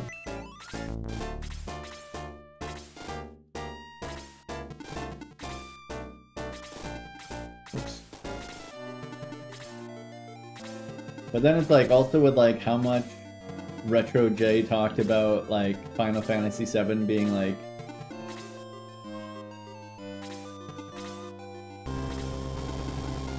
a much more harder game to play or something than Shining Force. I was like, I don't know, I just take that almost as like a challenge, and I'm just like, could I actually just go in to play Final Fantasy VII and just get the record of Final Fantasy VII? I mean, how hard could it possibly be? Most games like that are pretty straightforward. It's just like, you know, it's pretty optimized, you just need the certain RNG behind it, but I think the RNG is not as brutal as in Shining Force, so I think it would actually be relatively easy with time. But, you know, that's just what my ego says. I don't watch enough Final Fantasy VII to begin with, but... And that's also just another quite long, hefty run that would just take so much time. Why did this goblin keep fucking outturning everybody? What is this turn order? Give me something fair. Fuck. Terrible 1-2s all day. Not a single good one. It's gonna continue to be that way too. No attack plus 1, no Luke, no nothing. A lot of weird stupid nifs, right? That's also, no wonder. That's the other thing that can be kind of scary. Would you go for any? I don't know. Whatever is most popular. Is that any percent? Probably.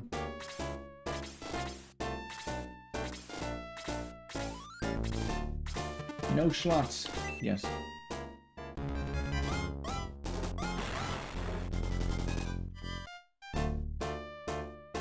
I fucked up. I did the thing that I wasn't supposed to do. Let's go. I needed to swap roles. I fucked up.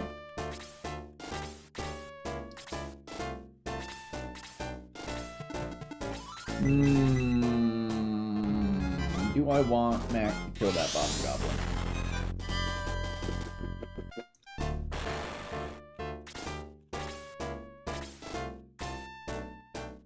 Probably, yeah. Now that that goblin gone, it's like pretty free to do so, I guess. I hope the bottom left goblin can go before me as well. No. Okay. Whatever. Kinda sucks.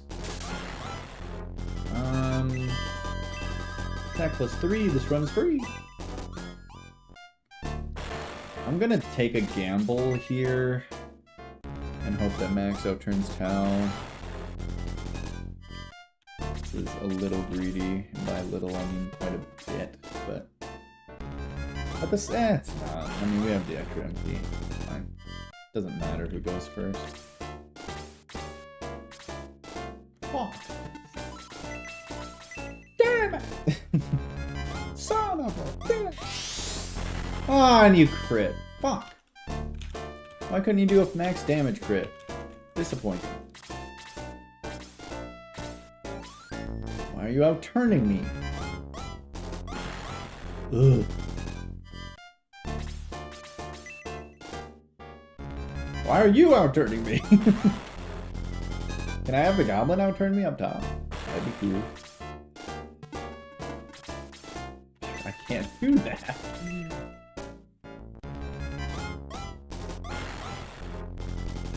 I'm just getting hit by fucking everything.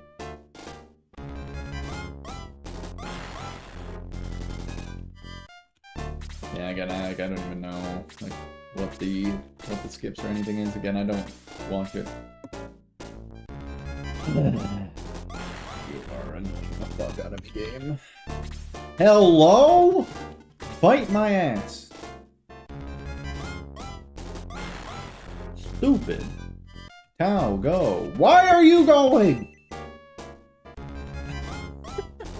Since when has Jay made it 3-up? No, he does not. He's only done that like 3 times in his life. And those are his 3 PBs that he's ever achieved.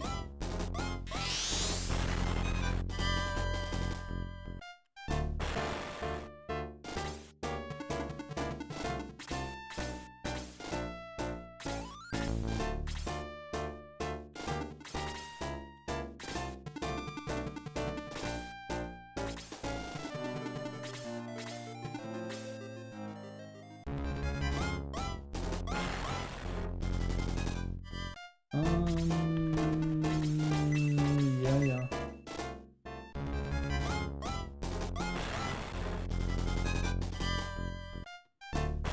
I mean, I would say just practice in general. I like the confidence, but it's not it, Captain.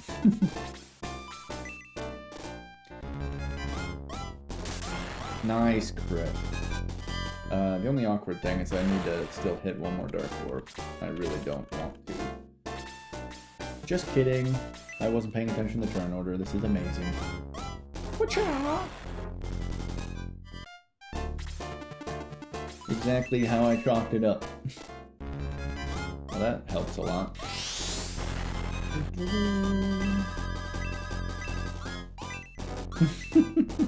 A little bit, yeah.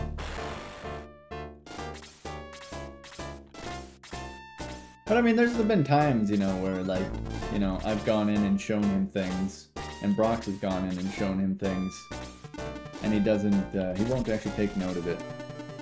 Like, he kind of does in his head, but like, that's it, and then he forgets it immediately, and or just doesn't, like, focus on that either. There's so many times where I'm just like, do it over and do it correctly. He's like, no, I got it. And then he never, like, did he actually have it? No. It's like, well, like, why would you expect such success?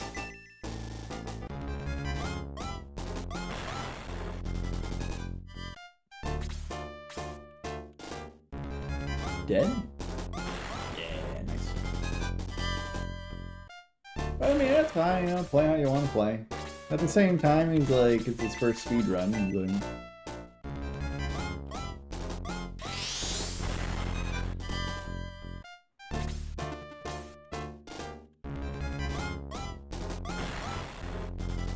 It's a world where we die.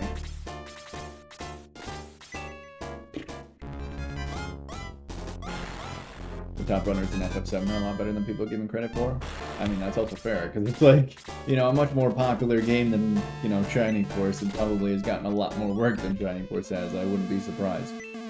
But that's also where, like, probably getting top 5 is relatively easy, because I feel like top 5 is relatively easy in Shining Force as well, because of how much work has gone into it in the past few years. That, like, you know, sub 5 was, like, an insane task, like, 5 years ago. Now, that's just, like, a kind of like the standard for, like, an average run that's, like, good, not bad, you know?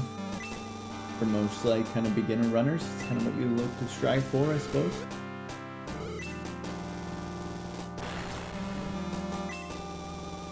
And I don't know how many new changes have happened to FF7. Maybe not many. But...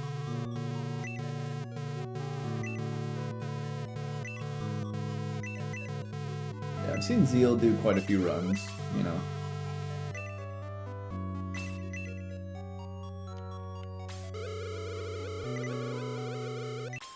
No major skips, but don't agree with their definitions. Yeah.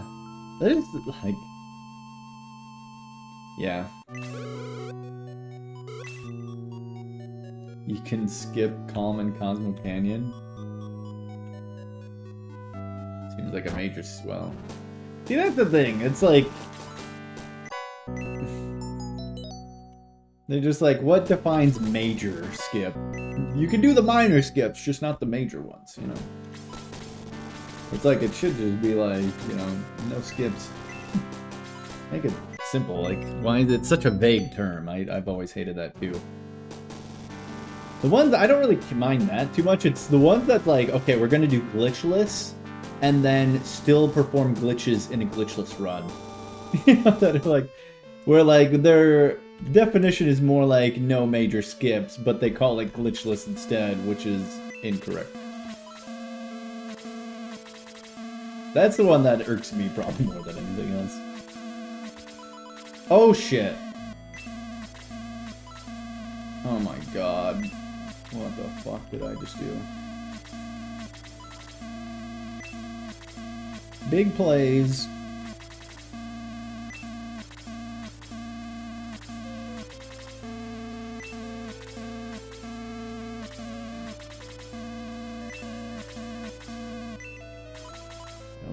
It's a bit of an embarrassing menu. Let's not talk about it. Hollow Knight at least labeled no major glitches. Yeah, I hate that category. It's like a label. It should just be like glitchless. What defines major or minor? Just the community, certain people, certain mods. And... ah! Oh wait, it did happen. Nice. We finally got this to happen. Hooray! I still can't hit a bat to save my life. Lovely. I know slot category. There's also that too, you know, where plenty of categories that can be made. But what's truly going to be on the leaderboard? Who knows?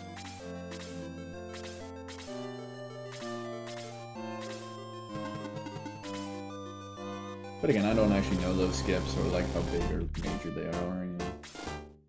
Can't really talk for them.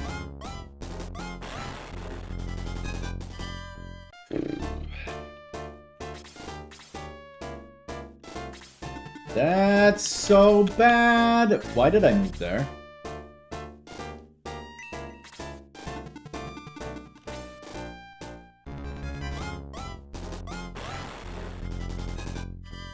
Well, we're fucked. Tao's gotta solo this bat, no problem. Easiest task of her life. She does this blindfolded. Because we're on the mountain! We have the high ground! Fuck! Can't fucking hit bats. I can't fucking do 7 damage. I'm positioned incorrectly for some fucking reason. But I legitimately just killed my run because of my positioning anyway, so it didn't matter. I mean, we're fucked regardless, but...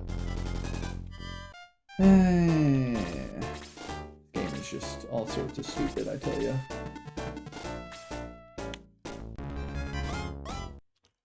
Alright, GG. Alright, Gruden. Let's talk me about some football. Let's look that up real quick. Not that I care. I don't care at all. I don't know why I'm looking this up. Final Fantasy VII.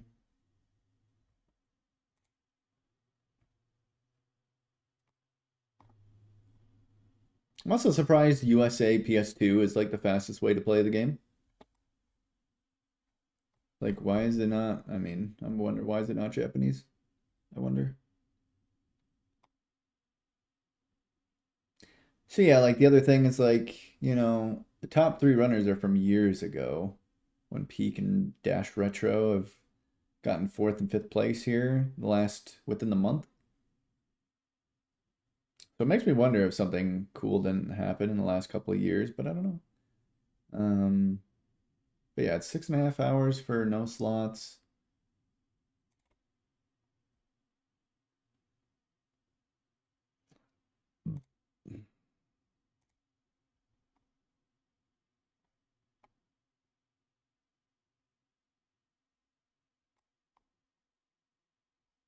Yeah, I don't know.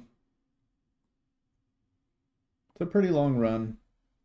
Pretty long ass run.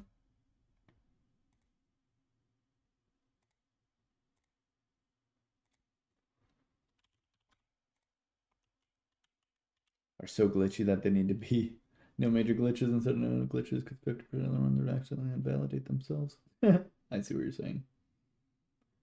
I see what you're saying. Yeah. Kind of the thing. As much as I like glitches and such, like some games, just like their runs are literally a complete glitch fest that it like, you know, you're out of bounds, you literally see nothing on screen, the person is playing like basically off screen and shit's just happening and you don't know what's going on and it's like I don't see how that's really fun. You know, I know not Dark Souls, but Elden Ring. Kind of like that. Their out of bounds shenanigans is like, what the fuck? Like why? Fucking Expedition 33, their out of bounds shenanigans is just like, what the fuck?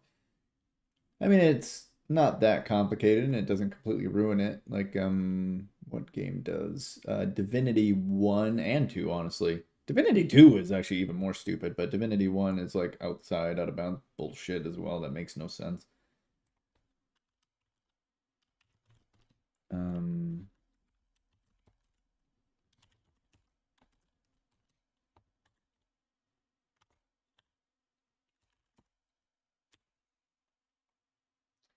All right, Shining Force is done. I unfortunately have work tonight. I can't be playing it all day. So now we're just going to change to casual bullshit.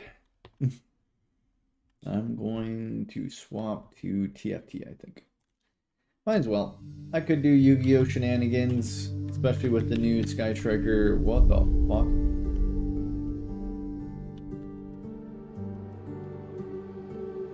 They finally added the main Sky Striker card that was newly added. There was a couple of them, actually. Zero and whatever that spell card was. That's actually pretty decent. So I do mean to get on Master Duel here one of these days, but not today.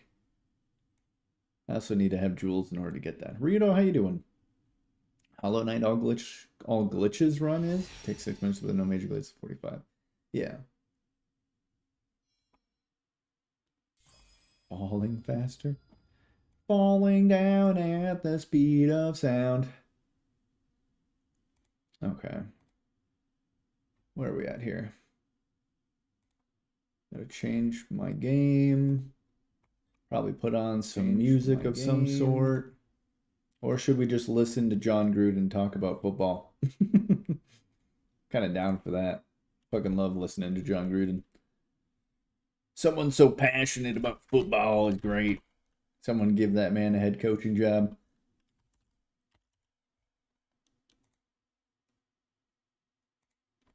It's kind of weird. TFT kind of has like a ranked ladder for even their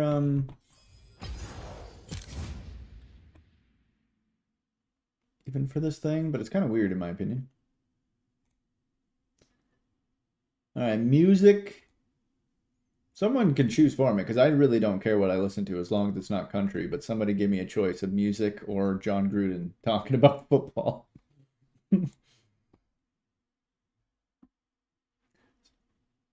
Stall ball? The fuck is that? Oh, and Hollow Knight. Oh, right, I know what you're talking about. Yeah. No, I recall.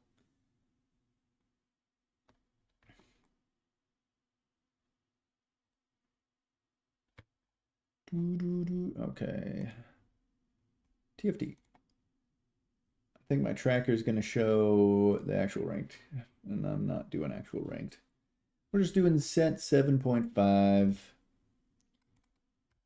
I need this to be over here. There we go. Which is honestly my favorite set. I didn't like the mid patch for doing 7.5. I like 7.0. But 7.5 is also just as good. Crazy Dragons. Maybe we can hit a 3-star 10 cost. I did that with what is his name? Terra or whatever. Big Earth Dragon monolith. Fun little guy. That's another game that I've been meaning to play. I have Hollow Knight. It's that too. Hollow Knight and Jump King. 2 games that like I feel like everyone has to play at some point. I just haven't. Once again, I'll bring it up again. Does anyone want John Gruden talking about football or music of some kind?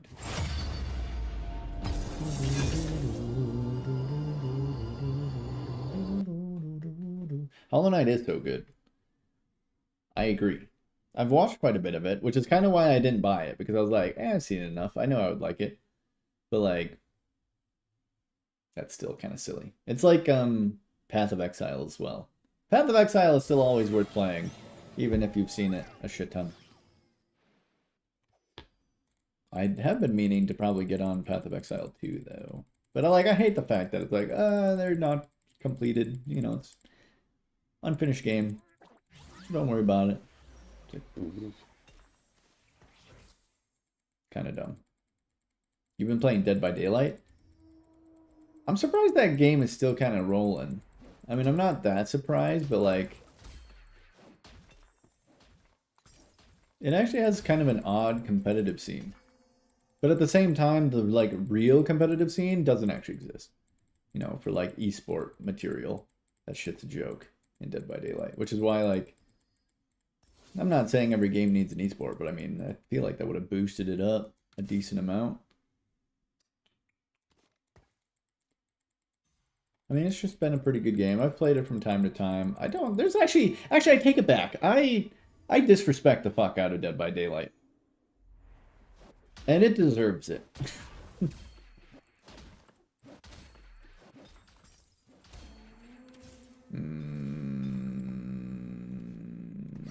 I did not mean to do that.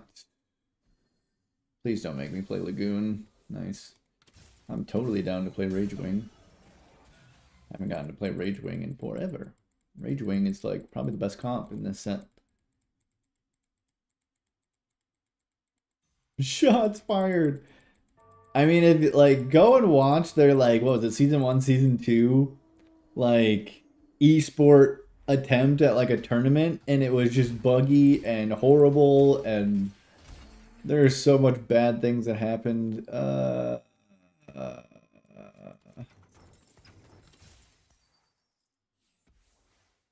of Demacia. Honestly, probably worth going for. I'm gonna regret this. Fuck it, it'll be fine. What's the worst that can happen?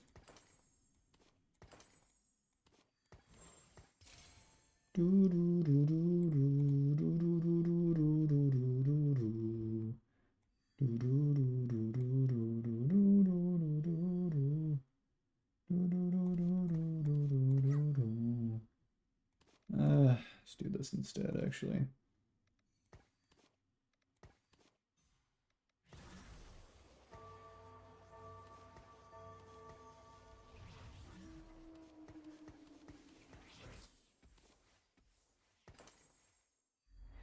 Oh, look at him, also just rocking the set. It's only slightly terrifying, you know?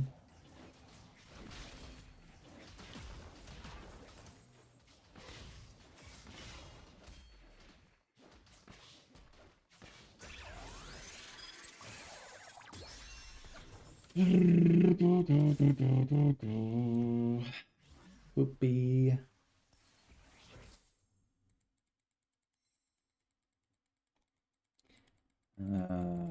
I should have grabbed that karma when I had the chance.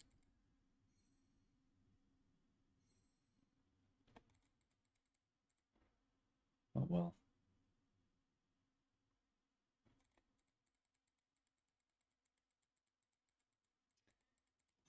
Oh well. Do I want the Twitch? Probably. What set is this? This is 7.5.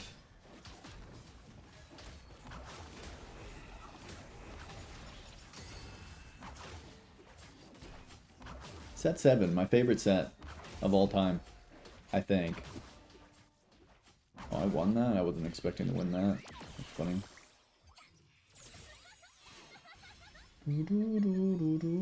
Fuck, I needed Guardian. I forgot about that. Whoops. We could still go Mystic, I guess.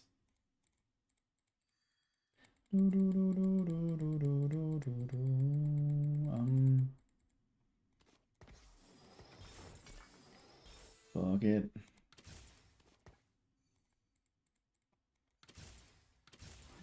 Or should I go Cannoneer? No. No. No, it's not new. No. I was talking like the new set will be coming out in 2 weeks.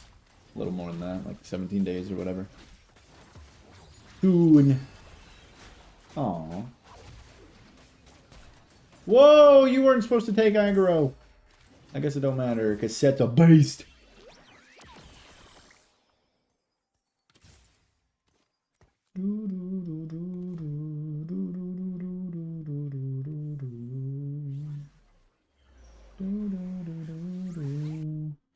Oh, what do I want with a tier? Who knows?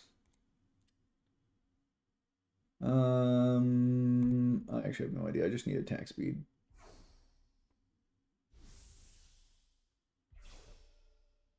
Gimme.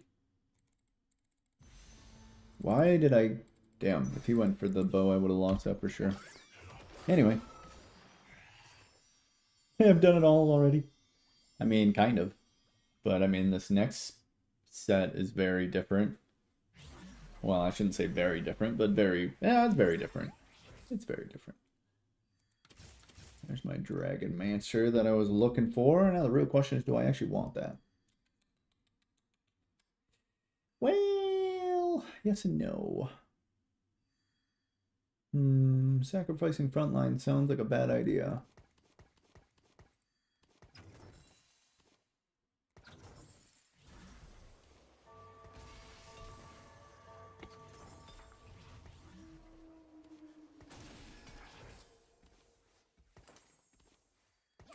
But I'm down.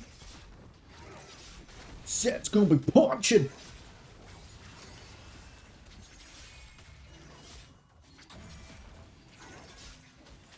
More 6 costs would be something. They are bringing in 7 costs.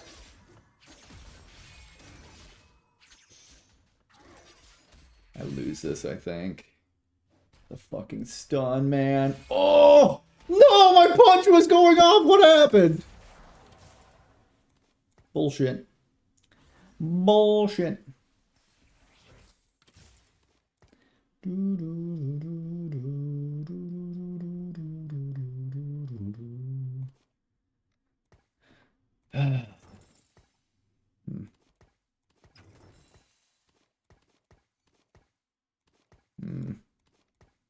I really don't want him in.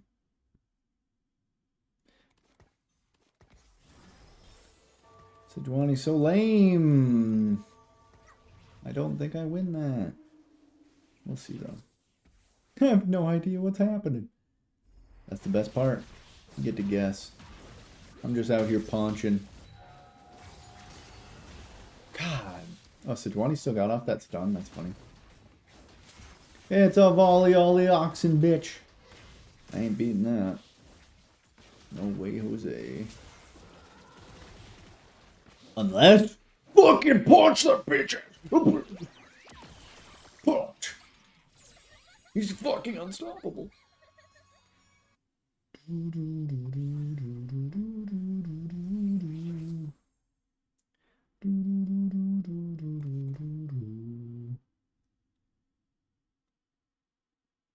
Oh, we have Cavalier with Hecarim. I forgot about that too. Maybe we do want Cavalier. What's Sejuani? Probably not, but I don't know. I can't fully recall what they tend to go. Also, I'm probably not going to be... Crown of Demacia is going to go on Xayah when I get her. Nice. Okay. I'm pretty sure she needs Quinsus, though.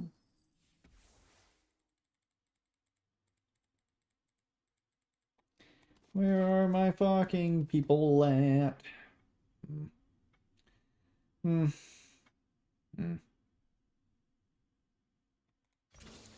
Let's just do this.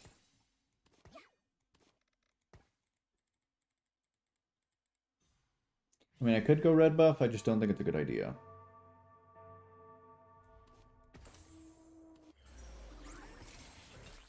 Well, we'll just have you hold on to this for now. A few sets. Well, that's the other thing that I kind of dislike about the new set that's coming out, is they're literally doing some copies. Like the Tom Kench from set 11, I think it was. That would, like, eat champions and then spit out loot, whatever fucking set that was. Like, they're bringing that kind of Tom Kench back. I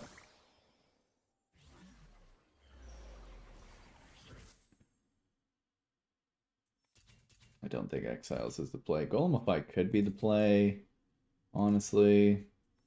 I just don't want to do that. Maybe I should, though. No. Hell no.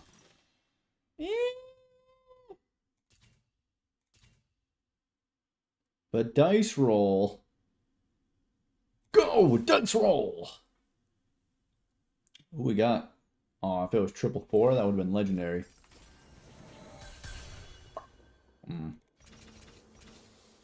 More Cavaliers, I guess, sure.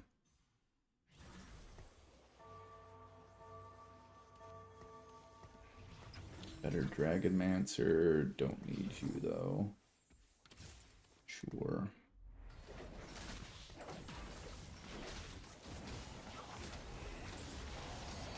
Am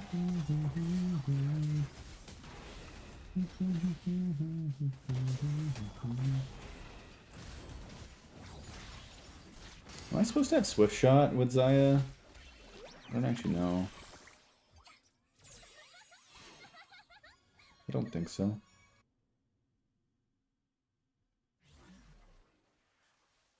Wasn't a great design. I actually really like Assassins. As long as they're not broken. But I think, like, I don't know. I feel like not having a way to disrupt, like, enemy backline carries is, like, a bad idea. I mean, I don't know. That's where, like, I really liked Blitzcrank when he could actually just pull... Like, because then you actually have to position properly. I don't like the idea of, like, babying players and making it, like, easy to just, make sure your front low is, like, perfectly in a row in the front and everyone in corners in the background. I was like, no. Make them look at what the other boards are. Make them play around other stuff. Like, see if there's a Blitzcrank coming and you gotta fucking get out of the corner. I always liked that.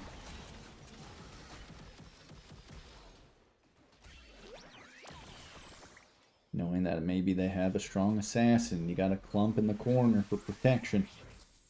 There's no world where I'm getting this Hecarim, but there might be. There's Xayah too. I honestly wouldn't mind the Senna either. but probably not getting any of it. What would also be fine? The rod here would be fine. No. I'm gonna actually... I'm gonna take Zaya, actually. Take the rod anyway.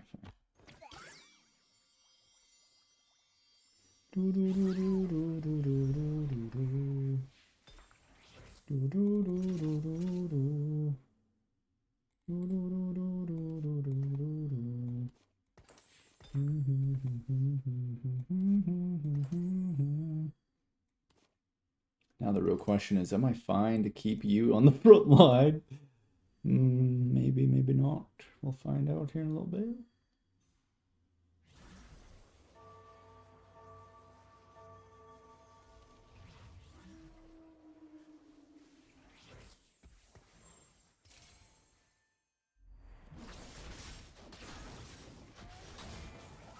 Should be fine.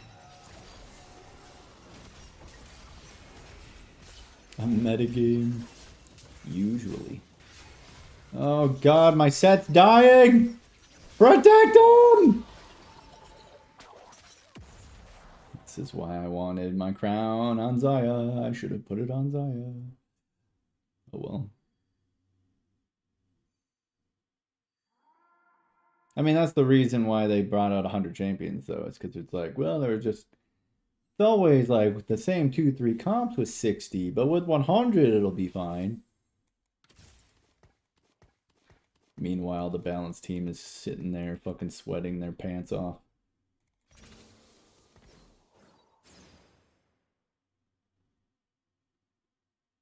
Oh, what am I doing? Wait. Never mind.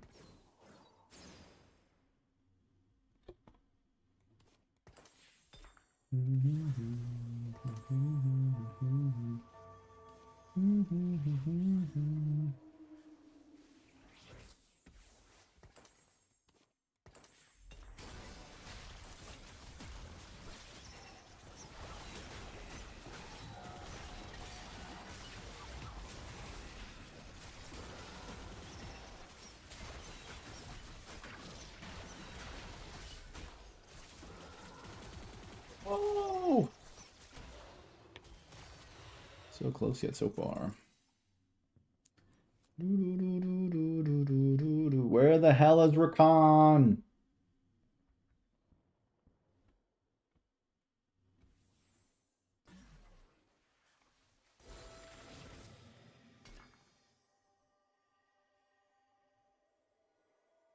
I feel like I have to take this just because it has a an augment in it. I'm going to, although an AP item is definitely not what I wanted. I'm actually going to reroll this.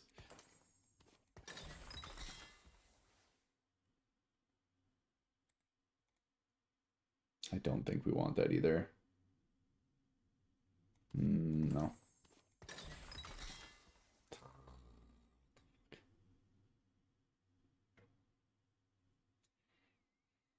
Oh, I don't know. Oh, I don't know. I'll look to go 8 here, I guess, at 4-1.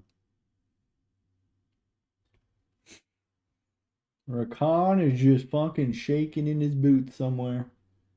It's disgusting. Diabolical. Oh, right. Okay, I need to find this motherfucker. Yeah, there he is.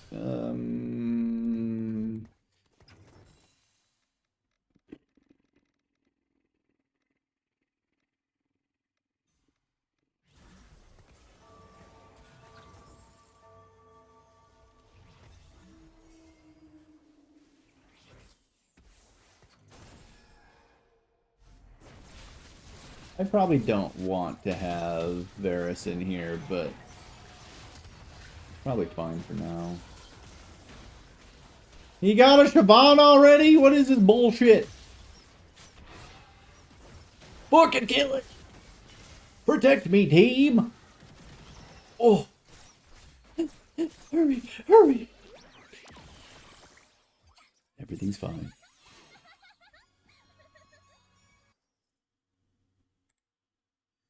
Do I have two-star Sennas or what happened here? Ascension? Ascension's actually pretty good. Backup Dances is also insanely good. That's probably better. Yeah. I put in a fucking 1 cost. 1 star. Jesus. Disgusting. Do I just want to do this? I don't know.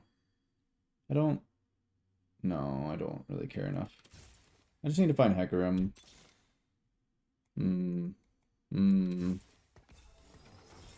Fine.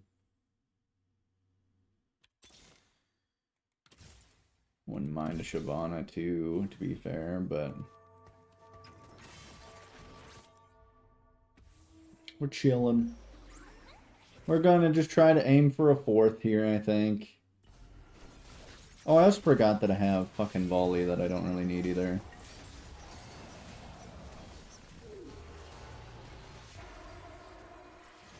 Dude. Get that higher chance for Shyvana. Protect yourself, Zaya! Oh, fuck. Awkward. My dancers weren't dancing hard enough. That's why.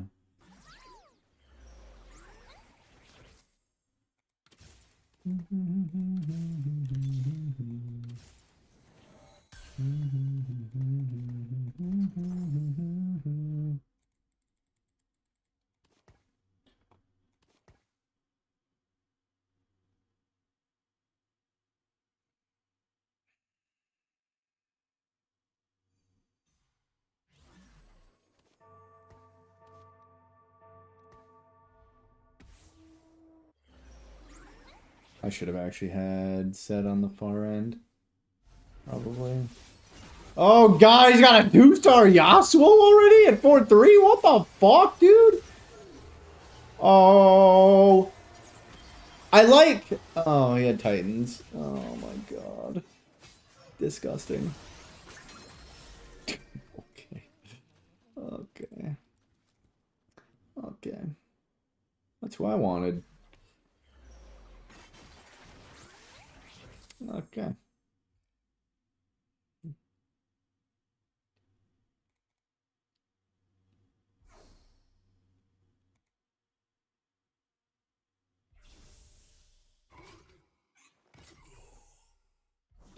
I guess I'll just grab the Hecarim.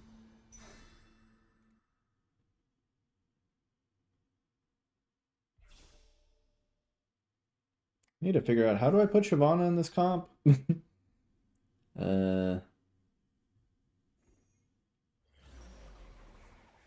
She fits in here somewhere. Okay, that's good. Oh, by getting rid of these two. Right.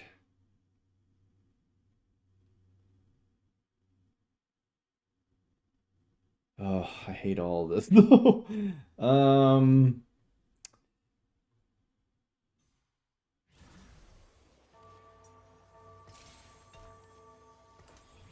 don't know. I just really need Shyvana.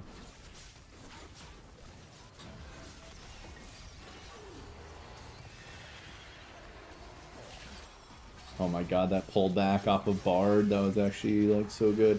Why is there another 2-star Yasuo? Oh, this is Yone, never mind. Got it mixed up. I almost panicked. But it was fine. No panic. Everything's fine. Yeah, I don't think I'm supposed to go IE on Zaya. I think it's just straight attack speed. But I mean, Rage Wing gives so much anyway. Like, why would I?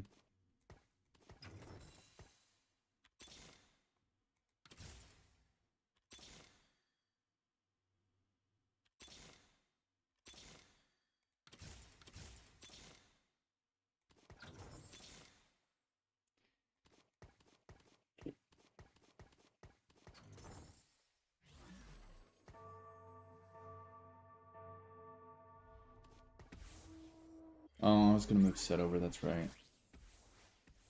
Dragonmancer, gross. Dragonmancer doesn't do anything really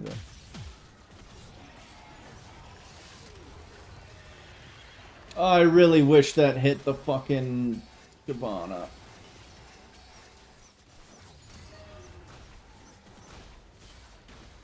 Ah, it burns!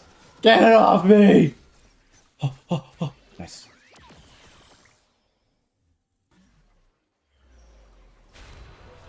Radiant blue buff?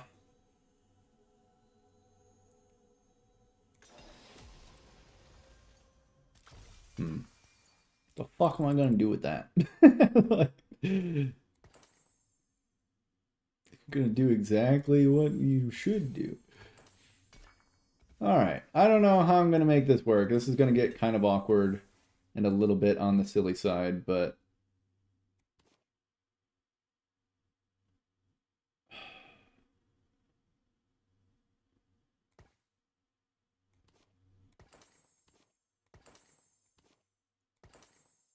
nobody's like all that great of an AD carry until I find Shyvana. Once I find Shyvana, it'll be fucking worth it. Ooh, did I just miss Shyvana? Who the fuck did I just roll over?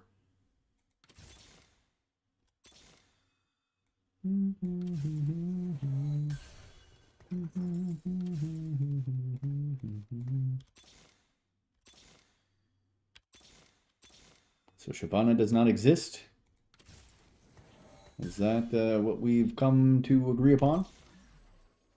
Looking like the case. My front line has no front line, but it's fine because Zaya will hopefully just annihilate everything.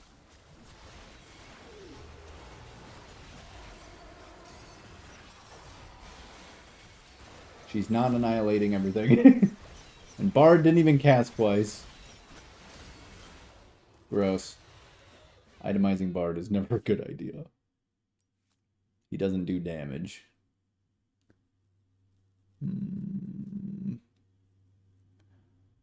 I really need Shyvana. She is my tank in this situation. She doesn't fucking exist.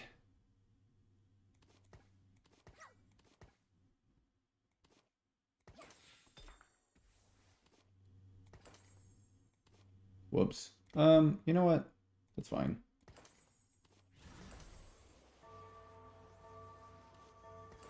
That's fine.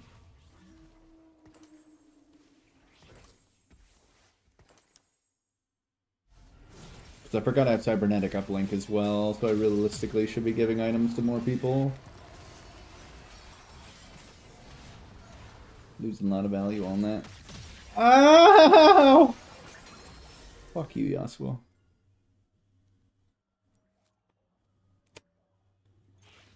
I don't even think we're going to get fourth now.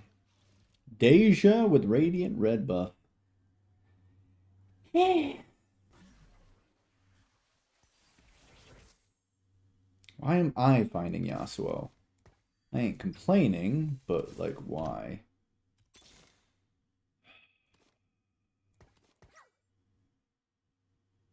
Because honestly, that would do so well with my items. Yeah, fuck Rakan.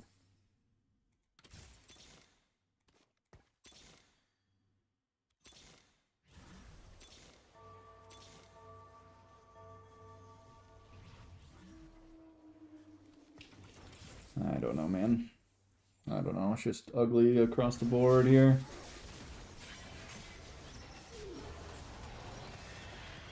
I missed the fucking Yasuo! Every fucking time! Can I get a Shyvana? What do I gotta do to get a fucking Shyvana? Like, I have Bard giving me doots. So my chances are high. No Shyvana. And I just sold my fucking Yasuo. Oh, great. I don't know what to do. Tank item is fine, I guess.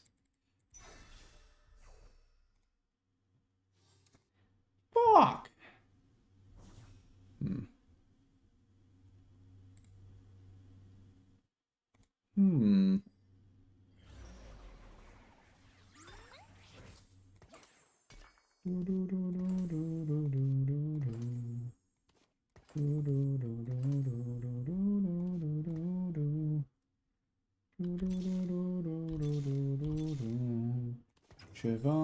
doesn't fucking exist.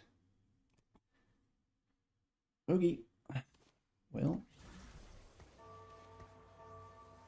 we're probably dead here. I guess I could have looked for Shiou even, but seems kind of pointless. Good Bard ult. Oh, never mind. I have a fucking dragon on my fucking crown. Delightful.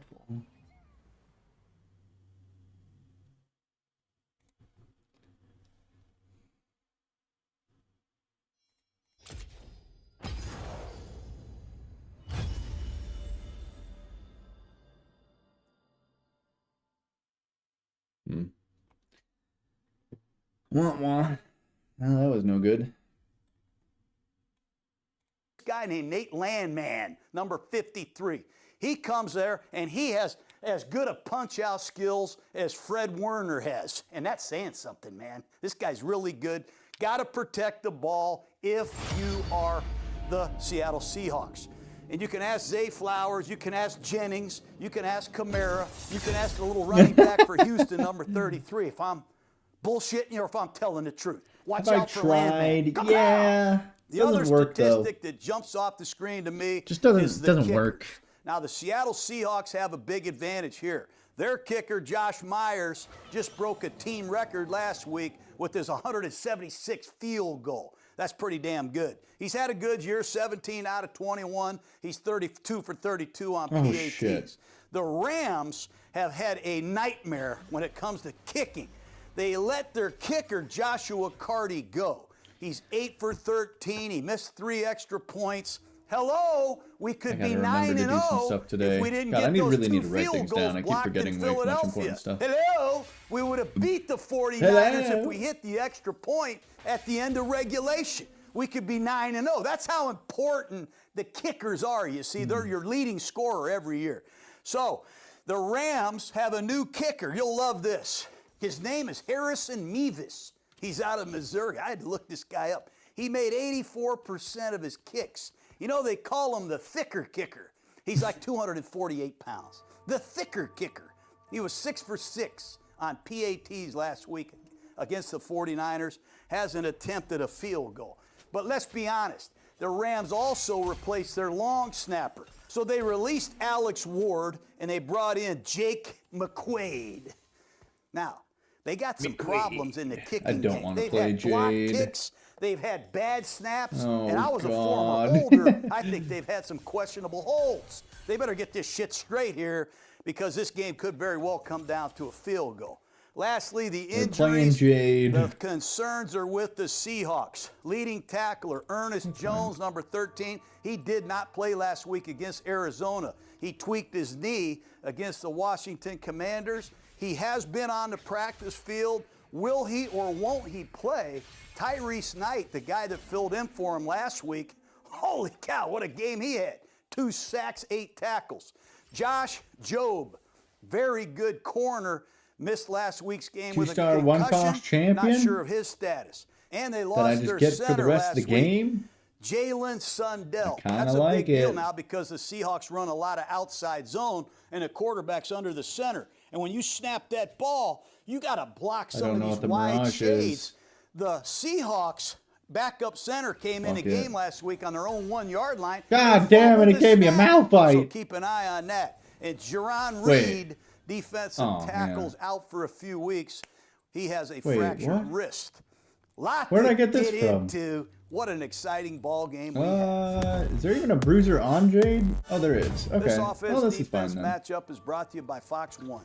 On Fox 1, you can stream your favorite live sports. So you never miss that. Did you see that moment? That means Fox NFL Sundays are now on Fox 1. It's NFL Sundays, all streaming live the way it was meant to be watched. It's also the best way to stay locked in on your action. Whether you're sweating your fantasy matchup, tracking a parlay, or just riding the chaos live as it happens. I hate watching things on delay. I gotta see it live. Start your 7-day free trial today. Offers are subject to change. Go to Fox 1 for complete terms and conditions. Oh, that Talia's fucking me up. I was not expecting to lose. Okay, there's Rams offense, Seattle Seahawks defense. You have a great matchup between play callers. Sean McVay of the Rams, Mike McDonald of the Seahawks. I bet both of these guys have been in the laboratory late at night. McVay does a great job tweaking his offense every week. They still don't have my Jades. Snap. He and Matt Stafford, they have a great ability to communicate during the game and make adjustments. I love the way Mike McDonald coaches. There's an old school mentality you just see in his players, the way they perform on Sunday. I'm sure his players are asking him, why are we working so hard sometimes? Why are you making me do all these different things? He says, that's because we're going to develop you. We're going to need these things. We're going to need you to do this at crunch time. But he pushes these guys. I totally forgot the other. I lost that last match because of positioning. And they bought into his style. Not a tank. And it's obvious how hard they play and how much they love playing for each other. I'm not tanking with my tank. The Rams, look at them statistically. 5th in scoring, 5th in total, 2nd in passing offense, 18th in running offense. But I call it quiet balance. Because if you want to double Nakua, you want to try to double Devontae Adams. You know, Kyren Williams, he's got 657 yards, and he has 39 touchdowns since the start of the 23 season. I mean, only Jahmyr Gibbs has more than him. So don't ever forget about Williams, number 23. And Blake Corum has come into his own. He's a real contributor. He has 307 yards, well over 4 yards a carry. Stafford has no ego at this point in the game. He'll be more than happy to hand the ball off against a lot of split safety looks and trust these backs in his offensive line to get it done. You know, last couple years when I watched McVay, I used to work with McVay, you know, way back in the day. He's had 11 Why do I have an personnel honor on my karma? play for the most part. One back, one tight end, 3 receivers. And it's 11 personnel over and over and over. But I think in the offseason, he made a decision. You know what? We're going to become more diverse. We're going to be harder to defend. We're going to do more things, better things, and we're going to really make things hard on the defense. We're going to make a defense play a base defense and then a sub defense, and we're going to add to their problems. They're using a lot of 13 personnel, and I mean a lot, man. 1 back and 3 tight ends. So only 1 receiver's on the field. And I think McVay looked at his team. He says, hey, Puka Nakua's out. He missed a couple weeks. Devontae's had some injuries. He's been slowed a little bit. Well, let's just play 1 receiver at a time then. Let's bring in multiple tight ends. And when you watch just make a play, Warmogs. you're going to see Terrence Ferguson, number 18. You're going to see Davis Allen, number 87. I could have actually went. Tyler Higbee, number 89. I should have changed that. And you're going to see my good friend, Colby Parkinson. That's 4 different tight ends. Most teams only carry 2. The Rams have 4 on their team and 4 that are active on Sunday. And they can create all kinds of formations. One of those tight ends could become a fullback. So now it looks like you have 2 backs in the game. There's a lot of variables that the Rams are getting now because of these tight ends. I also love this game a lot. Both of these teams are under the center. The Rams lead the NFL. 57% of every snap is under the center. You know, not that you care, but when we won the Super Bowl number 37, we'll be the last team to ever play a whole year with not 1 shotgun snap. 19 games, 0 shotgun snaps.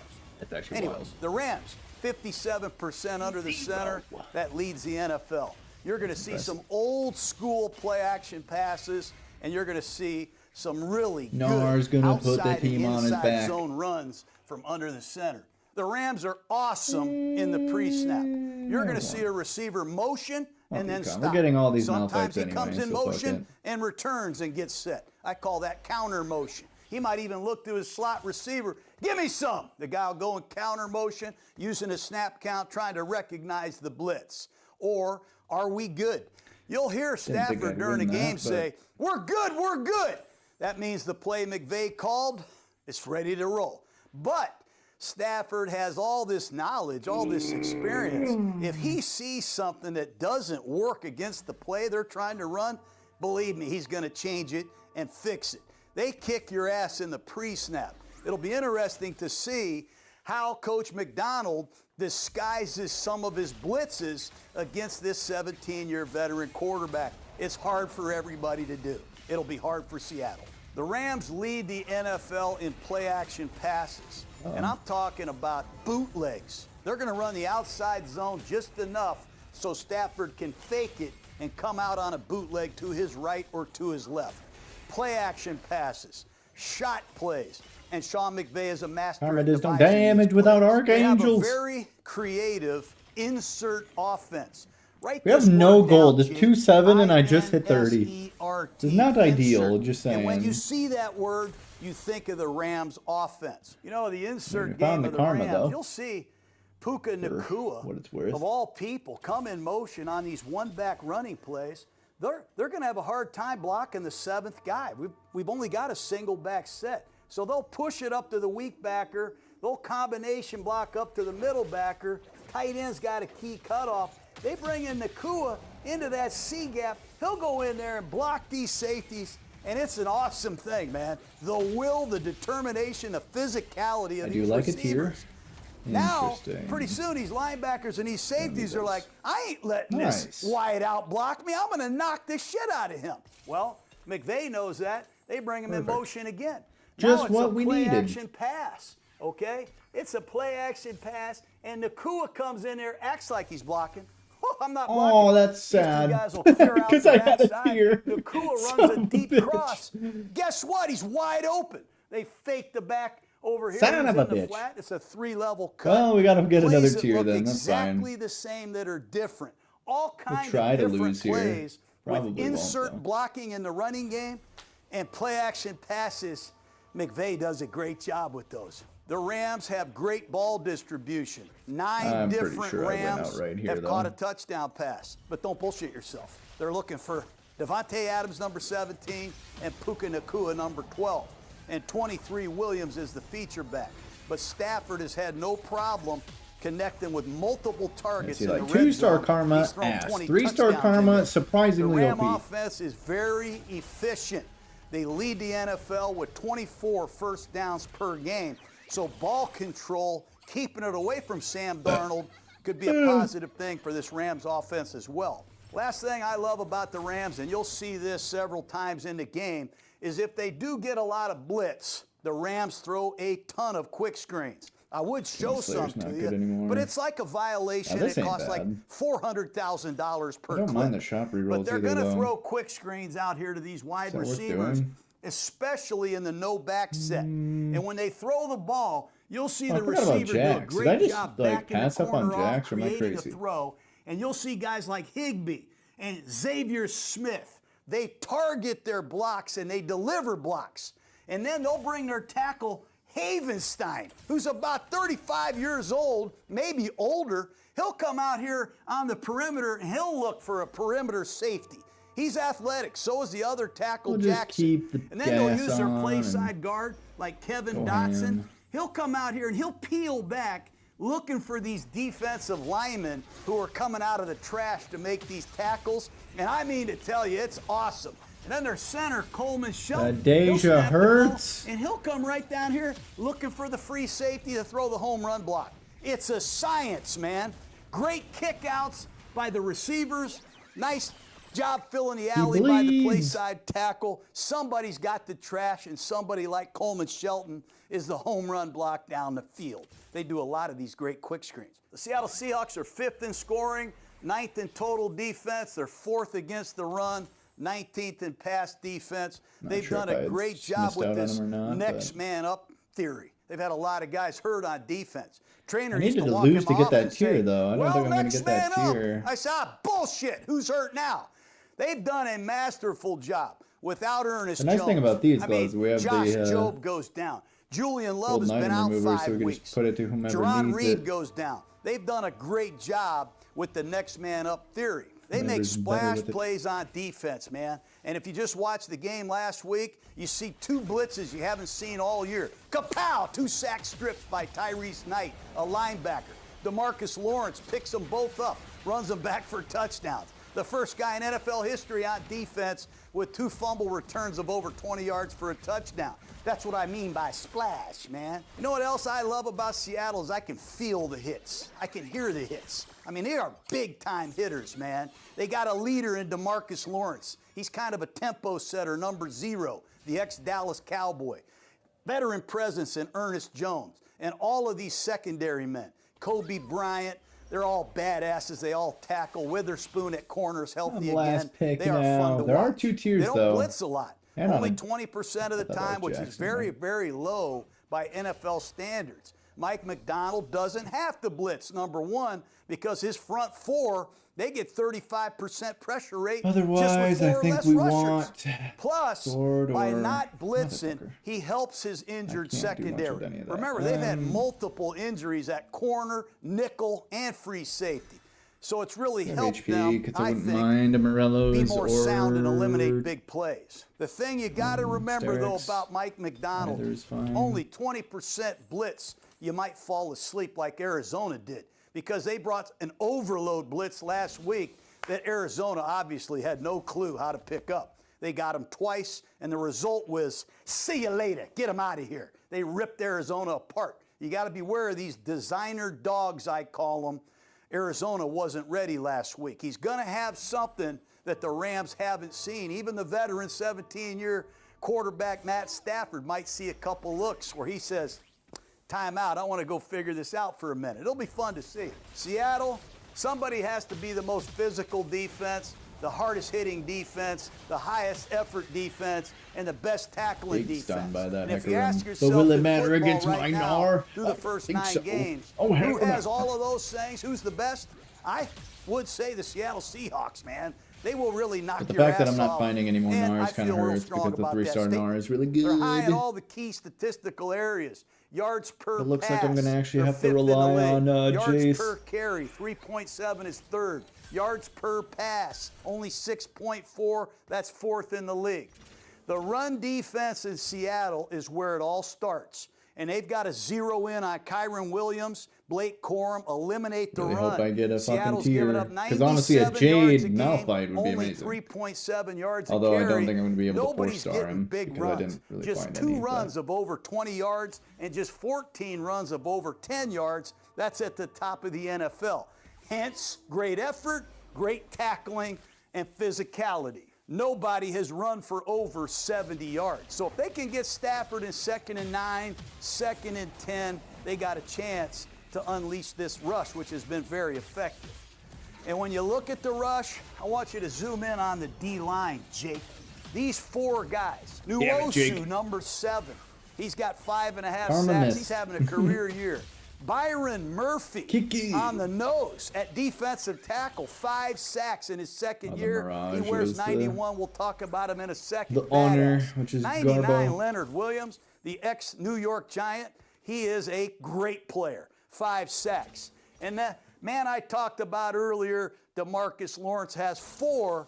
The ex-Dallas Cowboy, I think, is one of the ringleaders in Seattle. When you look at this Ram offensive line, they're finally healthy. Remember, they've had a couple injuries this year. Havenstein, the veteran right tackle, looks like he's healthy now.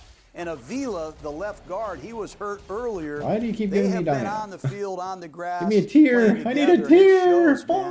Stafford has not been hit a lot. He hasn't been sacked a lot. It's been impressive by this group. Alaric Jackson at left tackle, good player. Avila, very good player out of TCU. Coleman Shelton returns home from the Bears. And right guard Kevin Dotson, the ex-Pittsburgh Steeler, a fine player. Havenstein, he just won't go away. He seems like a hell of a right tackle every single year. He is huge, man. But they will have their hands full. I love Nuosu, number 7. He plays defensive end, outside linebacker. The ex-Charger can really rock the tight end, separate, and make tackles. He sets the edge great in the running game, and he's also got 5.5 sacks. On the other side, DeMarcus Lawrence has been a huge addition. 3-year, $32 million deal coming over from Dallas. He is very physical. He'll go inside over the guard sometimes in nickel, but he will get after Alaric Jackson, and Jackson will get after him. It'll be fun to just ISO on those two fighting all night. Inside, I love Leonard Williams. You know, some of Leonard Williams' greatest plays are effort plays. I'm tempted to do you throw Water a quick Lotus screen here. out there, trust me, he's going to be on the screen. He'll be making tackles that's worth it, out by the actually. sideline. This guy has incredible stamina and playing range. Hell, I saw him against the Jets last year intercept a pass and run it back for 90 yards. He has track speed, man. I love Leonard Williams. And the kid that's really come into his own is Byron Murphy, number 91.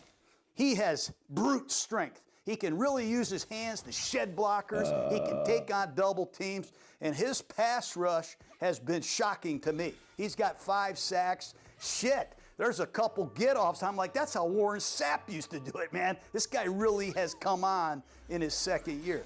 They lose Jerron Reed, a veteran defensive tackle. And as I said earlier about general manager John Schneider, they go out and find Brandon Peely, the ex-USC Trojan, number 95.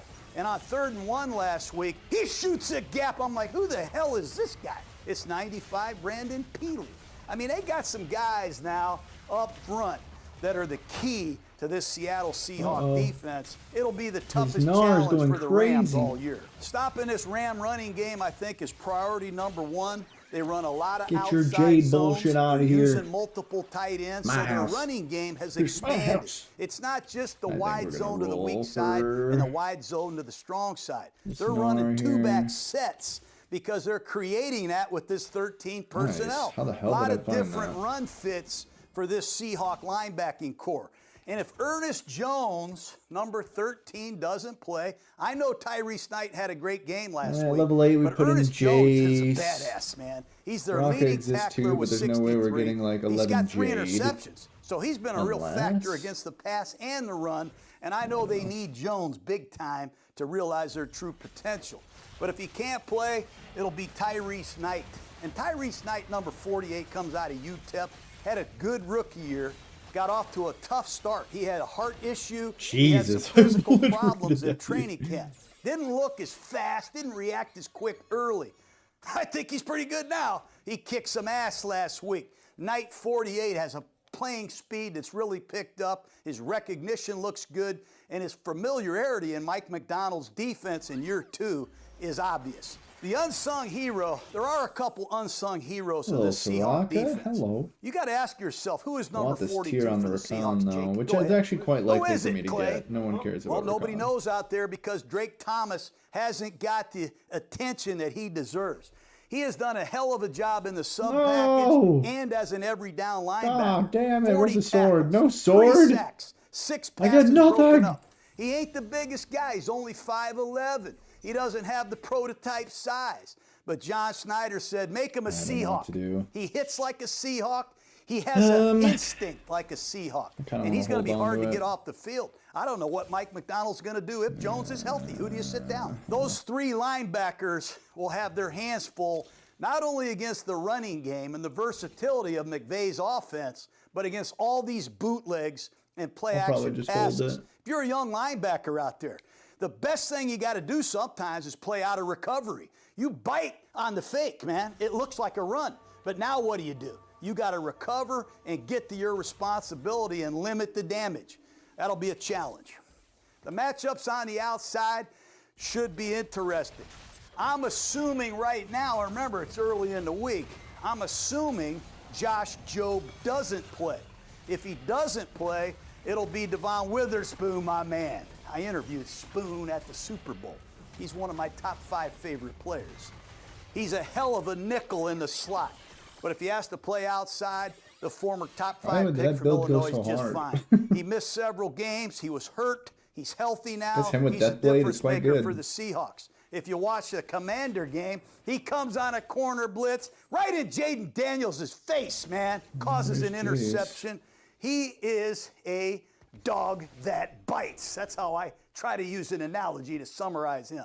And I would love to see Witherspoon against Puka Nacua on the outside. Nacua was going to break an NFL record for catches in the first 5 games. He had 52 catches in his first 5 games. He misses a couple games, but he still is like a savage, man, with the ball in his hands. He's one of those insert blockers. The guy has no fear none. He's physical. He's a beast. And on 4th and 3 last week against the 49ers, who'd you think Stafford was going to throw it to? Who'd you think, Jake? In every critical situation. Whoa, Karma! Jeez, you went for the wrong fucker there. And if it's a no-back set, and you're going to throw a quick screen to somebody, who do you think he's going to throw it to, Jake? Puka Nacua. And if he's out there against Devon Witherspoon, sign me up. I'll be there all night. I won't leave my seat. On the other side, if Josh Jacobs doesn't play, they're going to turn to Reek Woolen again. What a luxury that Radiant must be. Edge of Night. 6'3". Oh boy. He has coverage ability. Honestly, Edge of Night is so good on him. There for a while, but he is still one talented cat, man. We're who else doing would it. you want covering out Is here it good? I don't against think so, Devontae but we're about to find out. I got my Devontae tier Adams, as well. say what So. you want. 999 career catches. What else can you say? He is a rare talent, and he puts the ball in the end zone. He's got 9 touchdowns. He leads the NFL, 6 in the last 3 weeks. And when you get in the red zone, Jake, Adams is going to be out here, and the ball's in here. They're going to call a running play, and they're going to have Adams run a one-step bullet slant. And you better line up inside technique or he's going to score. And then, if you line up inside, he's going to take that step, and he's going to run a fly route. And you're like, holy shit, how do you cover that? And then he's going to fake the bullet, run to the fly, and they're going to throw the fly stop. It's like 3 routes that look exactly the same. And if you have perfect coverage, like Jacksonville did, he'll catch the ball with one hand like this and get 2 feet in. He's unbelievable. Great, clutch, red zone performer. He has an oblique strain. Keep an eye on that. And in the slot for the LA Rams, right now I'm seeing a lot of Xavier Smith, Florida A&M. Jordan Whittington, he has 12 catches for 100 yards. Xavier Smith has just 6 for 77. But these guys do a lot more, okay, than catch passes. These are the guys. Oh my God, man, my Nar got fucking oblitterated. So did my Karma. What happened here? Paid insert guys that are gonna have oh, my Karma's getting protected by the fucking Jade statues. Fucking pass! Seahawks. Somebody has to come in motion and insert in the C gap to block. I don't know. You gonna block Drake That's 1 Thomas? HP Good and luck. fucking living. I can't wait to see some of these inserts Way too much. against these linebackers. I think the big story with the Ram offense is the tight end usage. You know, McVay's a friend of mine. He's been the head coach of the Rams for 137 games. I've watched them all, made cut-ups of every single one of them. In 137 games, he's used 13 personnel, 83 plays. That's not much, you know. But in the last 4 games, he's used 13 personnel, more than that. McVay ran 13 personnel 35 times against the New Orleans Saints. That hasn't been done in 25 years. And he ran 30 snaps at 13 personnel last week. And I want you to remember these guys. We all know Tyler Higbee. Finally. He's a veteran LA Ram. And they use him most of the time. But you're going to see these other guys now. They got this guy, number 87, Davis Allen. He'll start as a tight end, but they'll shift him into the backfield. He'll become a fullback. And he'll run kick-out blocks, isolation blocks. He'll kick your ass, man. And Davis Allen has 13 catches for 104 yards. It's not like he's a blocking sled. And he's been in the end zone. The stun. They'll use Colby Perkins. Wow. I like, He's why can't I kill that fucker? Catches for 109. He is a guy that so can tanky. pass protect I have no on the line of fucking scrimmage in the shred. C-gap.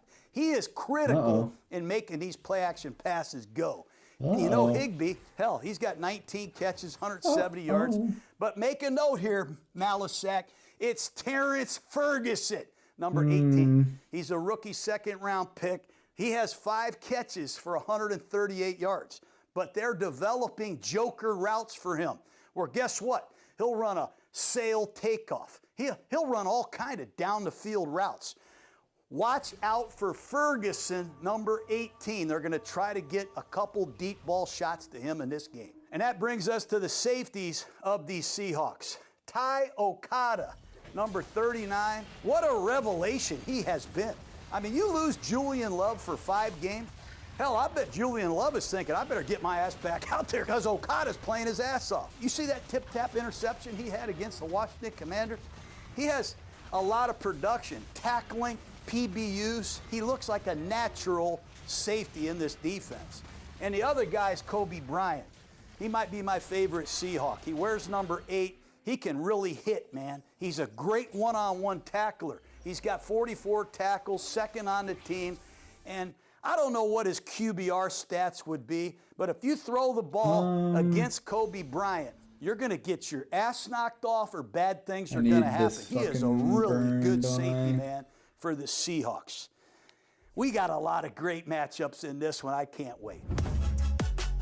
I'm giving it to fucking Jace. Okay, the Seahawk offense against this Ram defense, equally as exciting. Clint Kubiak, offensive coordinator of the Seahawks, cool. He deserves a lot of credit. Should be interviewed for multiple head coaching jobs. I think he's done as good a job as anybody in the league.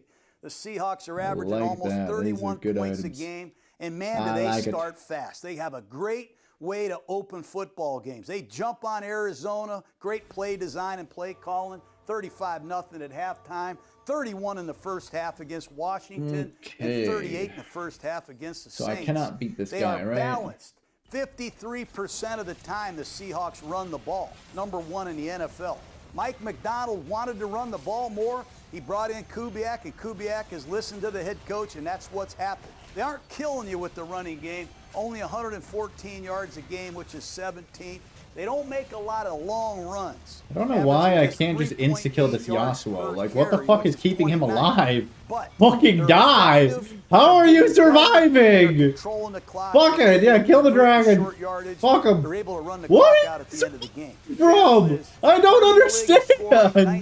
How are you surviving? I just love the way Clint Kubiak uses his personnel. You don't even have combat augment stats. Hello? 2 or 3 tight ends. I'm so confused. 49% of the time. That's a high stat in pro football. You're going to see 2 backs on the field, 27% of the time. I don't understand. That's 4th in the NFL. So you're going to see some old school formations, and the quarterback is under the center 55% of the time. That's 2nd in the league. They use 11 personnel, 1 back, 1 tight end, and 3 wideouts. Just 38% of the time. That's the 3rd fewest. This is an offense that takes advantage of their commitment to the running game. They have an outstanding play action. Because this was the guy, I mean, it's the same kind of fucking comp. They're running the same shit. They will throw the ball down the field. I can't beat either of them. Very similar to the Rams. Under the center, committed to the run, setting up run action, boots and play passes, and they do an extraordinary job of that. When I was coaching the Raiders, we went up against Gary Kubiak, his dad, and Mike Shanahan in Denver. They had a fullback named Howard Griffith.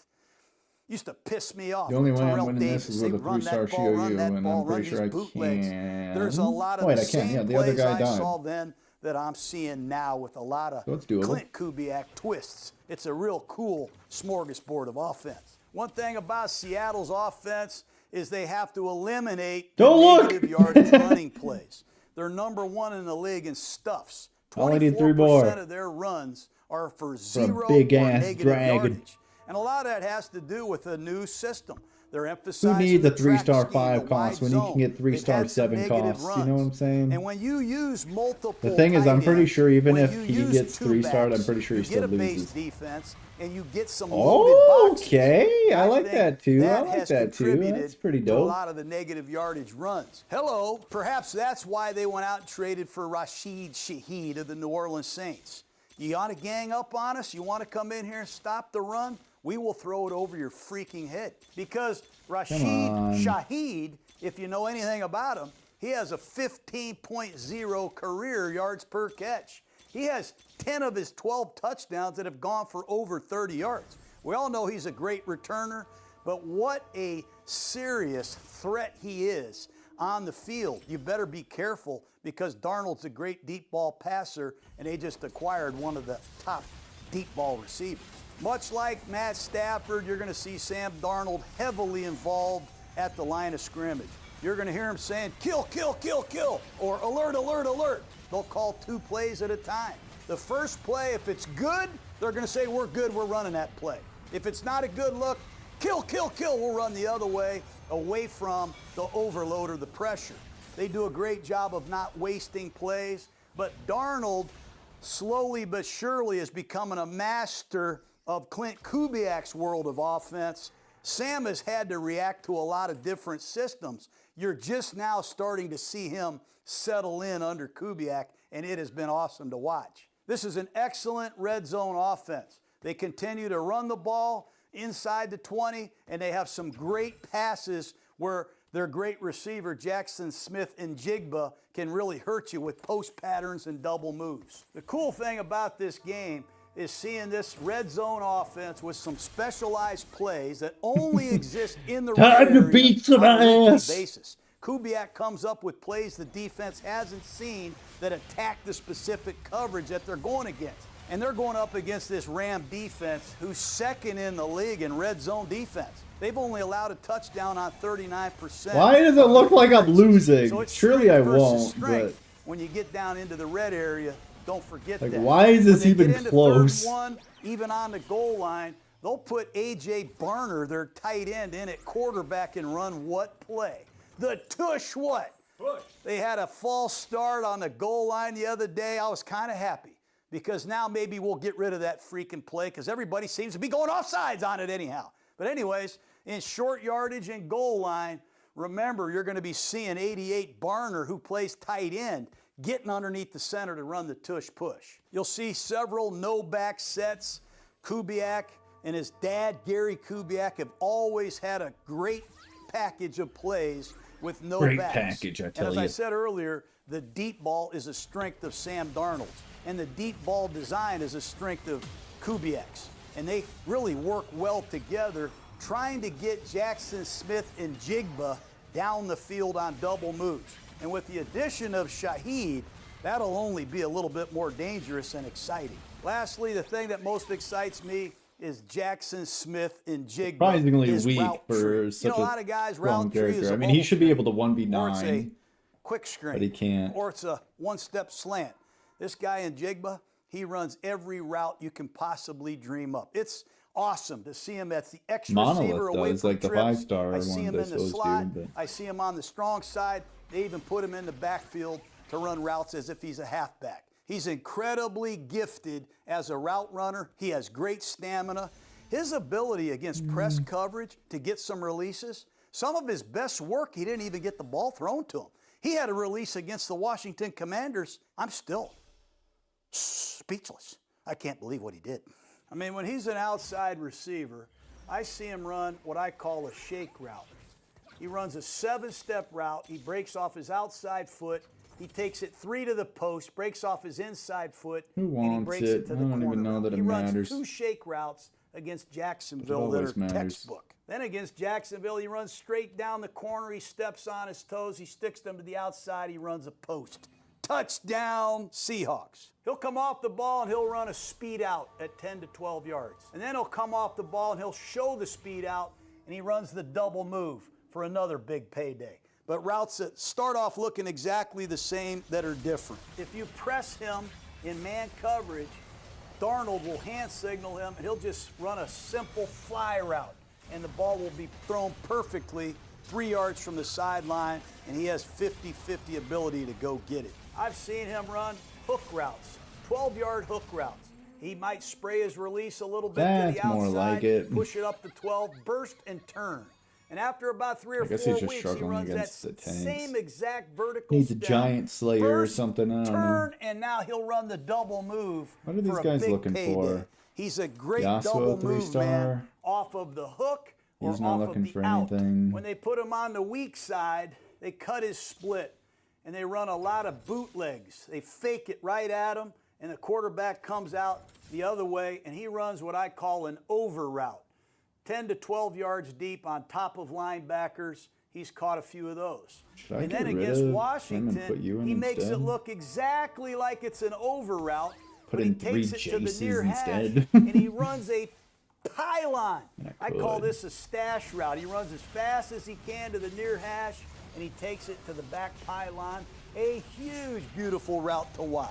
And then he'll run several deep crosses. He'll catch these between 18 to 20 between the numbers and the far sideline. A lot of deep crosses with Shaheed clearing it out.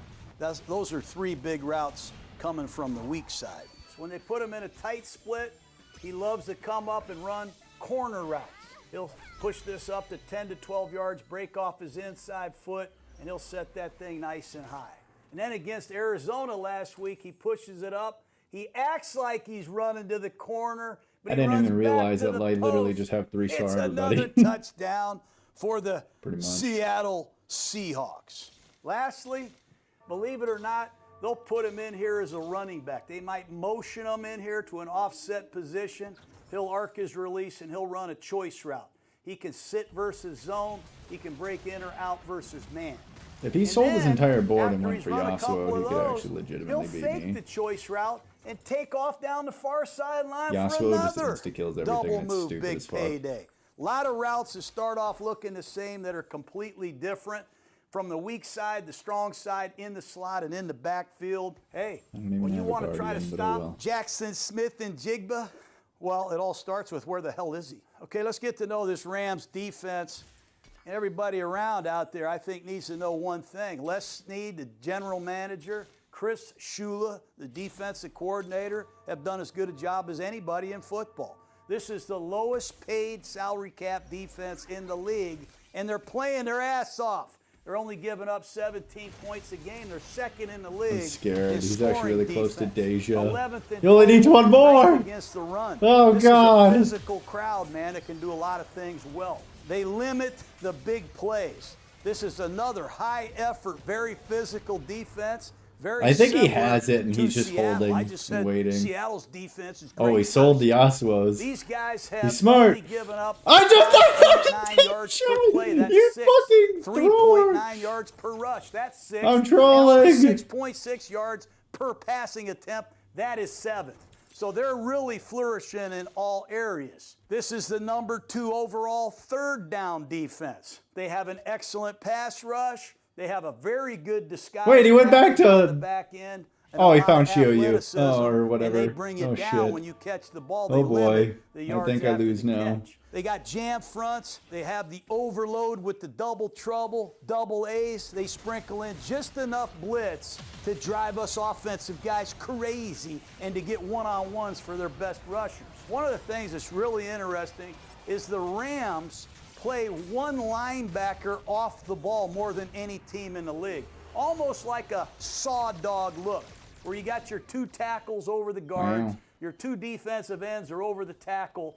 They got a Sam linebacker on the strong side. a Will I'd Banner probably or a survive there nickel if I guy found on the weak Jace, side, but- and you'll see one linebacker off the ball. Oh, well. Most of the time, it's the landman, Nate Landman. He's the guy off the ball. I have So all old these school 3 stars. 4-3 appearance. The Rams are exclusively running this Doesn't more than matter. everybody else. Against the Ravens, they 'Cause played a base defense Mirage almost the somehow whole is game good with with 4 that? I DBs. don't know. I just Then got when him they so go much money, it nickel, shouldn't have been that Quentin good Lake, yet. number 37, he becomes that slot corner.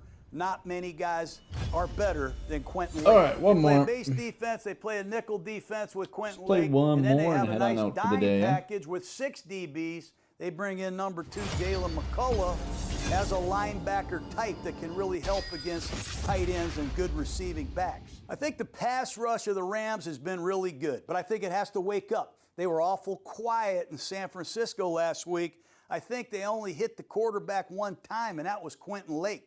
So I'm hoping Byron Young and Jared Verse and all my friends up front, Turner and Fisk, are hearing me. They got to rev up the rush now against this Seahawk passing game. They have 28 sacks, and a lot of those sacks come from the front.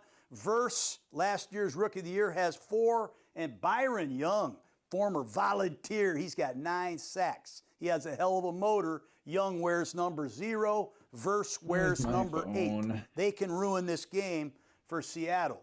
Very good at stopping the run. We know Kubiak of the Seahawks wants to establish the run. Very important that the Rams continue to knock it out. They had one difficult showing at Baltimore. Henry and the Ravens ran for 179. I forgot to do my free picks. But in their other 6 games prior to that, it's been 94 yards or less. This is a good run defense. Gotta play great and rev up the rush against Sam Bradford and company. Let's take a look at the matchups. The offensive line for the Seahawks, make a big note here. The center is out. 61. Jalen Sundell is out of the ball game. That's a significant loss. They're going to replace him with number 55. He came in Touchdown last draw. week. I don't like what I It's have right Uru now because they've Olo got fucking Watimi. Luke Musgrave and Matthew He's playing Golden, center, who number I see 55. like no action. They had a bad exchange last Tight end week on their Higbee? own 1 yard line. That's Who's at fine. fault? The center or the quarterback? Well, hell's bells. You fumble on your own 1 against the Rams, it's over. So keep an eye on that new center starting with Sam Darnold. Now, he started the last 8 games last year when Connor Williams retired. He does have experience, but not a lot of game experience with Sam Darnold. So keep an eye on that. New center. The left tackle, Charles Cross, is a very good player. He's athletic. He can get out on Jimmy screens. He can Butler pull in the running game. should probably Very hit. athletic on the backside cutoff blocks. And that's what really makes this outside zone go. Left guard, Gray Zabel. You know why he's wearing number 76, Clay? Why? Because Steve Hutchinson wore that. Hall of Fame guard, former Seahawk. They gave him Steve Hutchinson's jersey number. That tells you how much they love him. First round pick Probably out of gonna North run Dakota Astral. State. I just you don't look at all the know. stats for Pro Football Focus. He's the best guard pass protector, arguably the best run blocker. He's a badass. Why do you think they gave him that number, Jake? He's a hell of a player. This left side of the Seahawks, very good. Brand new center. Right guard, Anthony Bradford. He's been a probably go for the polarizing Affiliates. guy. He's had some struggles. I think he had his best game against Arizona. Cool. He pass protected. He shot his hands. He finished blocks. I like the way he played. Abraham Lucas at right tackle. He got edged by Josh Sweat on the sack strip fumble. You remember Bosa running over him in the red zone a few weeks ago. He will have his hands full, no doubt. But I expect Kubiak to get him some help.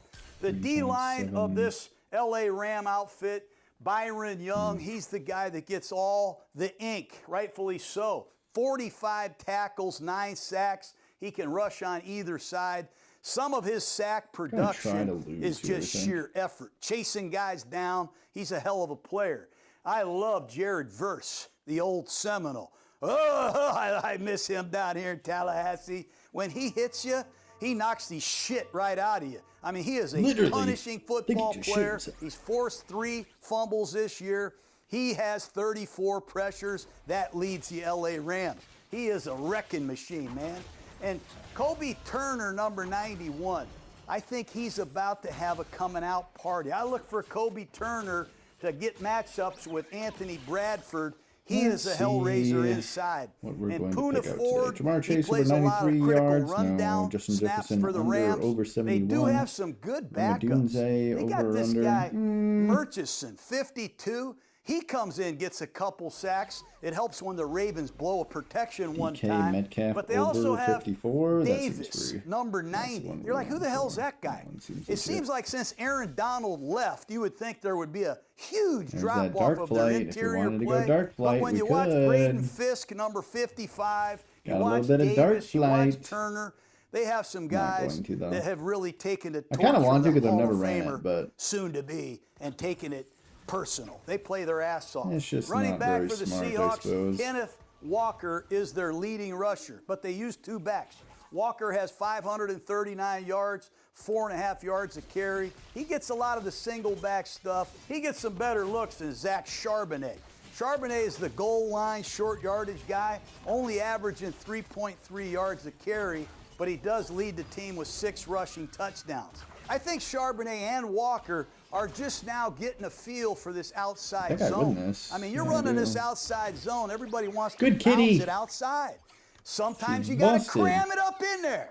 Sometimes you got to cut it back. But it's never the same way twice. It takes a little patience. It takes a lot of trust, man. A lot of guys, hell, I cut it back. You miss a backside cutoff block, you get your ass knocked off. You tell yourself, I ain't cutting it back again. I'll get my freaking head kicked in here. You got to trust the backside. See the play side, trust the backside. You like that, Jake? Yeah. True, very true. Anyways, the Seahawks are committed to running it. They need somebody to break a long run. Finally, Charbonnet got a 30-yard bust out last week against the Arizona All right. Cardinals. NFL Fun to Flips watch. one is the one that's always I can feel terrible. it coming on. You see the offensive Saquon line. Barkley, they're like 30-plus piranhas, receiving man. yards. Shooting their feet in their hands. They stay on tracks. They're doesn't seem finishing too bad. blocks better. It's coming on. I can feel a breakout coming. These linebackers for the LA Rams. We all know I've talked a lot about the Landman already, Nate Landman. You know why I love him, Jake? Why? He signs a 1-year contract for $1 million. No one talks Why is about he him. I'm watching healing? these bullshit shows. No one's talking about the Landman until today because the Landman has 83 freaking tackles, man. 4 forced fumbles, a sack and a half, 2 fumble recoveries. He's like Zach Bond of the Philadelphia Eagles last year. He signs up from nowhere and becomes a high-paid badass. Unlucky. I love number Get 53, Silas, Landman. though. I That would think be you'll have a lot lovely. of respect for him, too, Be if you watch amazing, him in carefully. fact. 48, You also Omar got Speights, solid Barris player. there as well. And they'll use number 2, Jalen McCullough, in the dime package to get more athleticism against some of these open-style passing attacks. Let's take a look at the matchups on the outside. It all starts with Jackson, Smith, and Jigba. So we get our I love 5 this Astral, guy. and then You know, we're he's going on to pace start to break Calvin getting Johnson's everyone single up. season record. And then we'll just start 116 farming items yards and a farming game he's wins averaging. and farming He's got deliciousness. 1,042 yards already in 9 games. Hell of a player is route tree. We've already discussed. And if But you're it's his confused deep on what I ball mean, I will receiving show you. skills and Sam Darnold's deep ball passing that excite me the most. This man has 6 catches already of 40 yards or more. Nobody else has 3. He's got 18 catches of 20 yards or more. No one's even close to him. He lines up everywhere, highly conditioned. This cat can really roll. Fun to watch him. And it's going to be Kobe Durant on this side, the left side of the Seattle offense, right side of the Ram defense. Durant's number 14. He's playing 73% of the plays. He's got 1 pick. Remember, the Rams had a big injury. Weatherspoon got hurt at corner, hurt that clavicle week 2. He's going to be back in a few weeks. But you'll see Darius Williams, number 31. He'll also play in this game a little bit. He's played 55% of the snaps. And Darius Williams has been solid, too. On the 25 targets, just 11 completions. So Durant and Williams. He's got a 2-star silence already? What the hell? And if it's Smith and Jigba, good luck. It'll be fun. On the other side, recently acquired Rashid Shaheed. Last week, he barely knew the offense, but remember, he'll be a quick study because Clint Kubiak was the offensive coordinator of the Saints last year. He coached Rashid Shaheed. Last week, they handed it to him on a reverse. Hell, they lined him up at tailback and gave him the ball. Only caught 1 pass. But remember, this cat can fly. He's a little bit like Deshaun Jackson, that undersized speed demon who raised hell in the NFL for a long time. I mean, Rashid Shaheed, he's got 6 touchdowns of over 50 yards. That's saying something.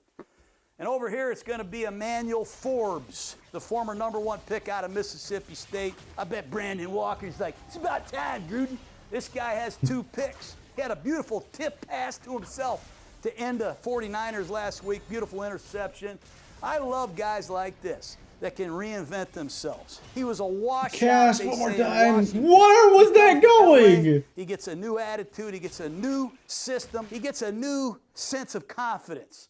And he comes out here. Weird. If you watch this kid Forbes in the first 4 games, you're going to say, man, he's not very good. He gave up a few touchdown passes, gave up 200 yards receiving. In the last 5 games, man, he has played really good football. He's got 2 picks, just 7 I need to have these fuckers 3-starred by now. But he has not seen that This is not ideal. number 11 of the Seahawks. Can't wait for that. Seattle's also missing, I think, their rookie, Torrey Horton. He came in as a mid-round draft choice, kick return touchdown against the Saints. They put him in the game, touchdown against the Saints. Touchdown, another one against Washington. This guy, number 15, can run. If he's healthy, I like that. Rashid Shaheed and Torrey Horton give Seattle some firepower on the opposite side of Smith and Jigba. And in the slot, how about this? How about having Cooper Kupp, the former Triple Crown winner? I can work with Cooper that. Kupp, the ex-Ram, he has had some issues with his hamstring and his heel, but he had a 67-yard catch and run last week. He made Budda Baker miss, my favorite player in the league. He accelerated down the sideline. He showcased his quickness.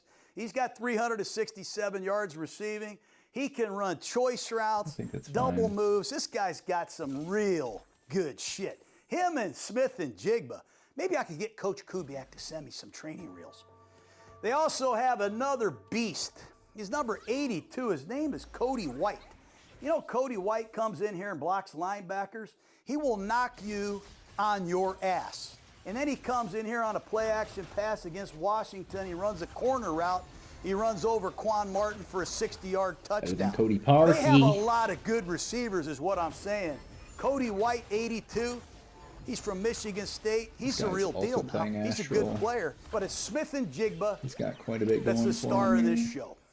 The nickel corner for the Rams is Quentin Lake. Arguably the most versatile Ram. He has 58 tackles. This guy's so far ahead of me. 10 passes broken up. You see him intercept that 2-point play last week? The guy can play nickel. He could play corner. He could play safety or dime linebacker. I guarantee if you put him at defensive end, he could rush the passer and get sacks. Hell of a player. I've been to the Great Lakes. I ain't seen much like Quentin Lake. I just thought of that. I think the two safeties in this game deserve a little pub as well, particularly Cam Curl, number 3. This guy does it all for the Rams. He's never going to come off the field. He has 2 interceptions. He's an eraser tackler in one-on-one situations. He can play man coverage. He's got really good red line to red line going level 6, range. which is way too early. He's a leader, a great communicator. They don't blow coverages. I think he's really helped their young safety man, Cameron. I just don't think I'm going to find these guys, so I think I might need to just go level 7 and try to find Varys. He's playing faster. The other guy is also playing Silas, though. His like, I'm not going to angles find have been Silas. outstanding. I think the two of these guys are becoming a very, very This just doesn't look good tandem. for me. And they're going to have to deal with all the tight ends that Clint Kubiak uses. You'll see 3 at a time. You're going to see A.J. Barner, number 88. He's their go-to guy. They got a rookie, Arroyo, out of Miami, Florida. He had a fumble against Houston. He's got to hang on to the ball better. But Arroyo can run, and they devised some vertical shots for him. Barner's more of the possession-type receiver, C-gap blocker, classic tight end. And they bring in this other guy, number 89, from Minnesota, Nick Callerup. He had a holding call last week against the Arizona Cardinals, but if he gets his hands inside and runs his feet, he is a freaking load. The last guy I want to talk about on Seattle is a guy they call a fullback, man, Robbie Oots, number 40. He was a big factor early in the season. He got hurt. He's back. But I'm telling you, he is a very good fullback. He gets to his target. He can change directions. They haven't used him much, handing it to him or throwing it to him yet. But Robbie Oots, he makes this play-action pass and this running game go. Good player. Seattle runs a lot of outside zone. 98 goes to the right, 99 goes to the left. But you'll see the tight end reach and run on the Sam backer. The right guard and the right tackle, they're going to work combination up to the mic, and they are running their feet. And you'll see Robbie Oots. He's reading that tight end's block. Sometimes he'll knock that Sam backer's ass off on his way to the strong safety, but sometimes he'll go right through that C gap and block the strong safety. Keanu just solo killed my entire back line. Fullback on strong safety. But did it matter? Absolutely You like not. that, Malisak? Yeah. You see the center reach the shade. They work in concert for the backside linebacker. And then right out of this fake, Darnold will keep it and neutralize that end. Somebody's got to take the quarterback on these boots. But this outside zone, they ran it 5 times last week. It's hard for me to get goodies when I don't got my guys. All of them to the right because Cross can get that cutoff block. The center made that reach block, and our guy Robbie Oots, maybe I just go through these gloves. Destroy these safeties, man. Not sure what I want to do. You got to pick somebody. You know, I love the Rams. I love McVay. But the Seahawks were 65-1 to win the Super Bowl at the beginning of the year. A lot of people doubted them. Well, I don't. I'm going with the Seattle Seahawks on the road again. They're going to beat the Rams 27-24. Josh Myers tees one up late. It's going to be a hell of a game.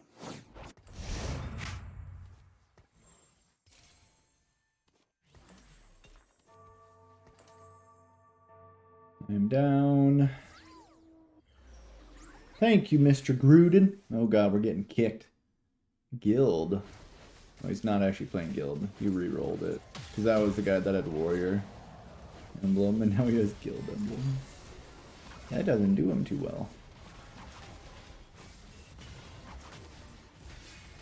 He is shredding me though. Not enough attack speed. I need a Guinsoo's, preferably Radiant.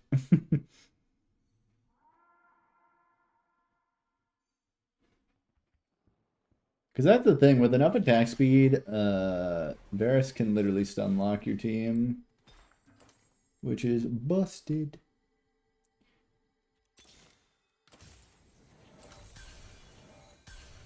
There we go. Needed that. I have fucking dick all here. This is not ideal. It's not great. I've seen worse, but it's not great. It's almost stage 4 and I don't have a single 3-star unit. This is so bad.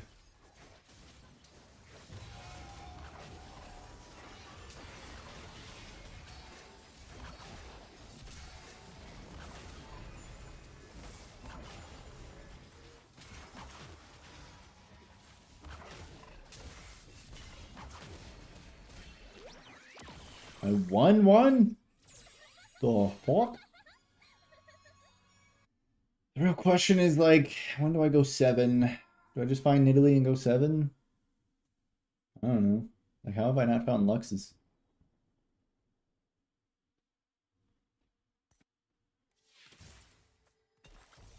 No, I don't want money. I need people.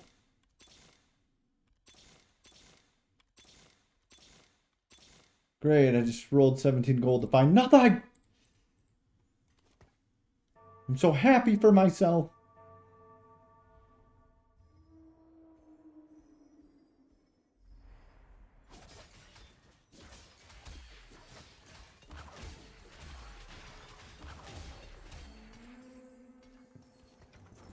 No, I don't want a Yone.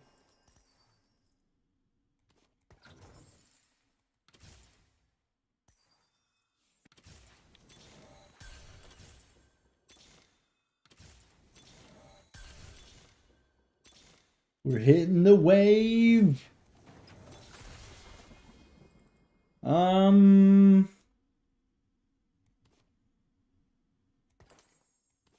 definitely go this route, I suppose.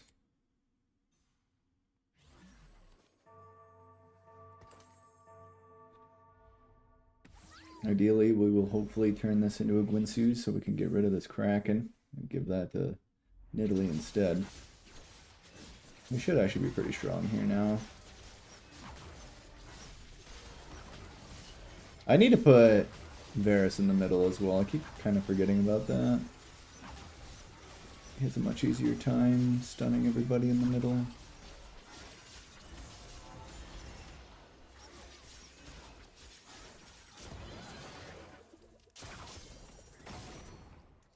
Swift shot, Yone, gross.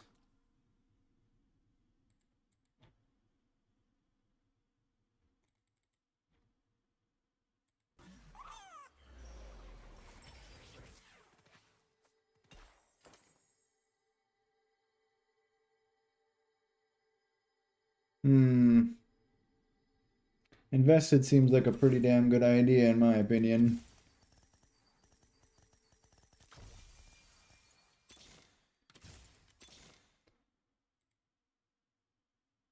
One reroll up to max of 80.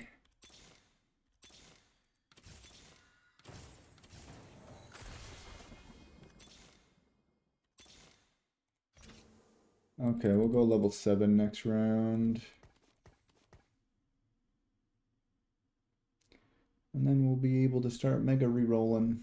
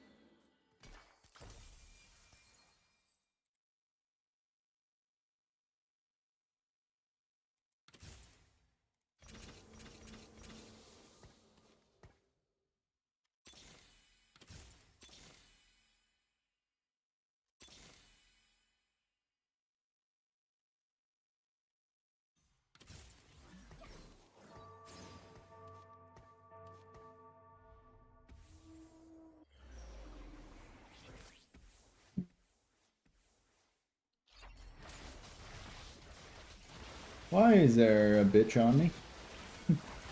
What is happening here?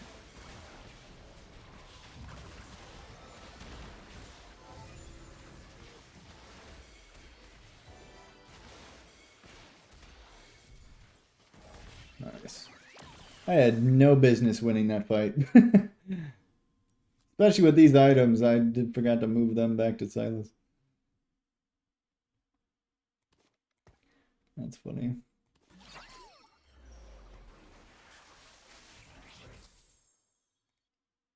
What do I need here? Rod. Third pick, unfortunately. Not ideal. Son of a bitch.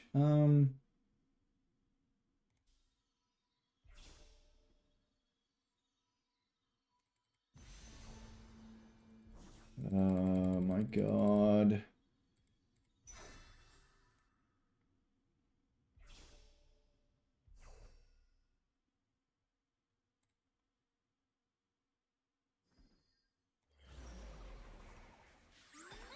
It's not like it's terrible by any means, but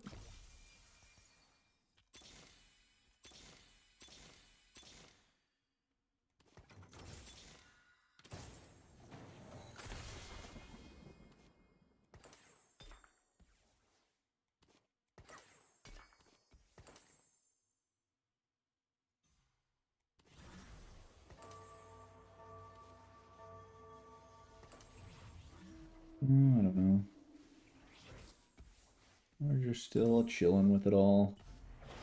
No, he fucking put QSS on. That's not what I wanted to see. It's like the last thing I wanted to see. Oh, we killed Shioyu pretty quickly, though. That should be fine. I'm not gonna sweat it.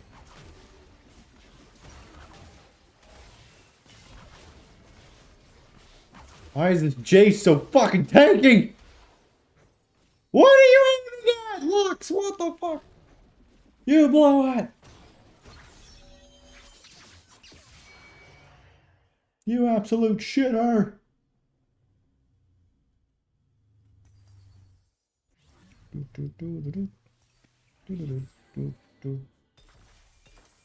A sword? I like swords.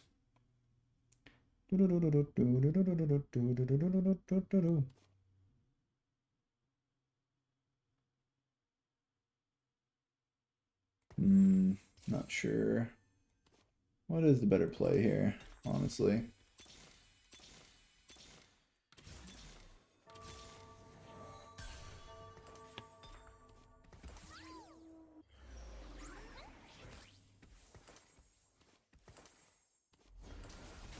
Probably this. Oh my god!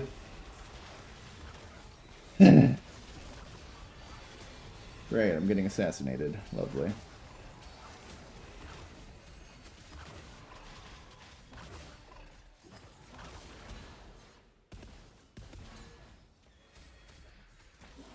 I'm forgetting how good Kraken is on what's her nuts.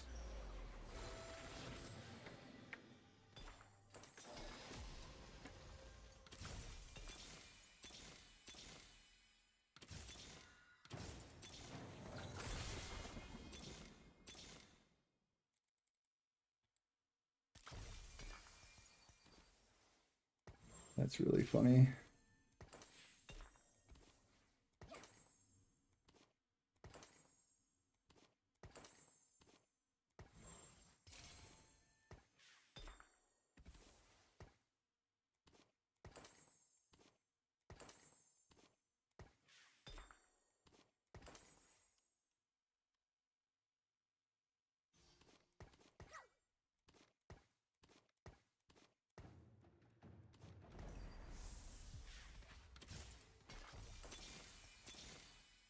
Need Zaya if I'm gonna go that route.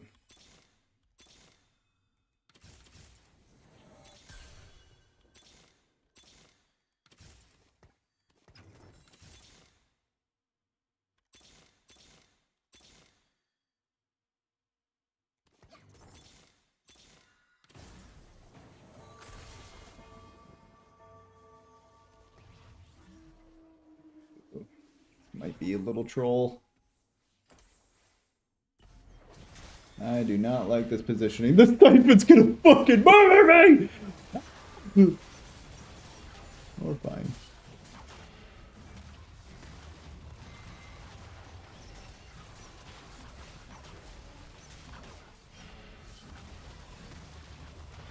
No, when I say fine, I mean help!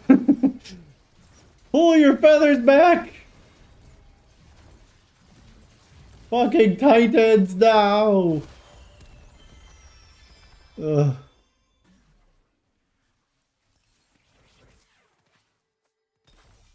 Ooh, a soul.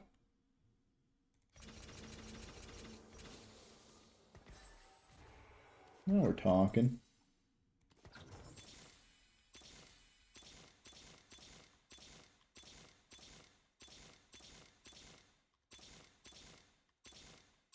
Pretty sure this guy doesn't exist right now. As well, by the way.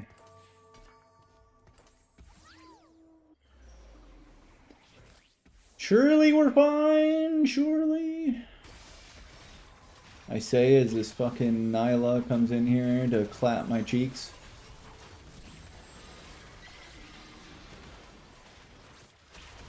Bro. No! Why am I dying to stupid ass assassins that do no damage? The fuck?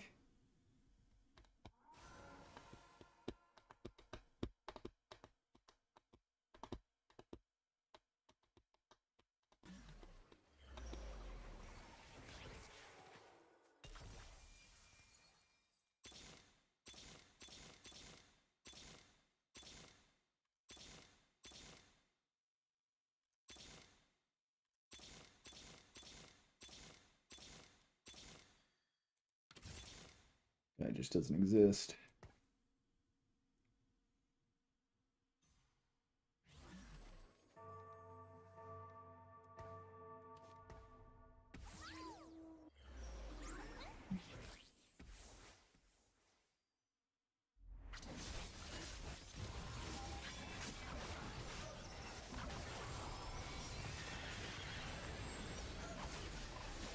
And I killed their carry.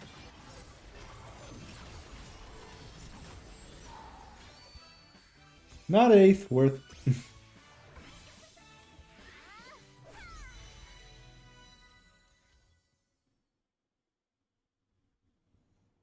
And then we find Silas on Carousel. He's not on Carousel though. Oh, this is awkward.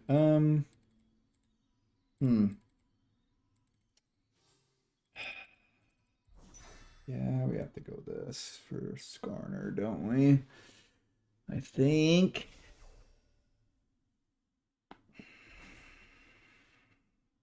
If I had Silas 3-starred, we'd probably win easily.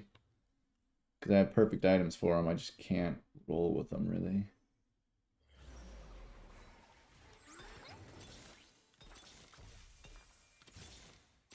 Oh, damn it. Ooh, those are also such good items. Alright, I'm taking the gamble here.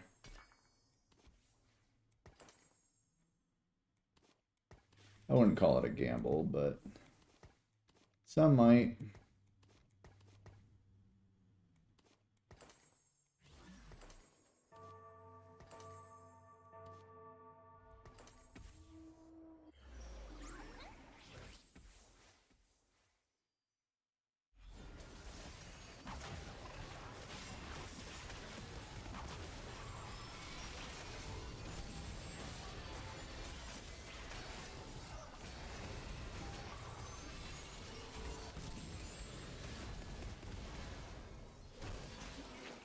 Why am I dying to a Diana? Like, the fuck, man? I just have no damage.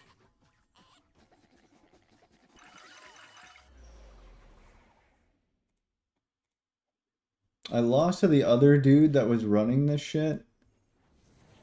And that kind of pisses me off.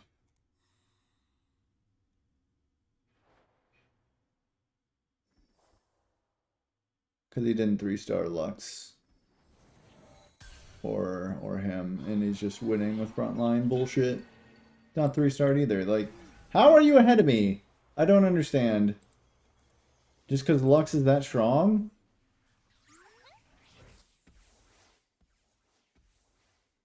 When actually given items, or what?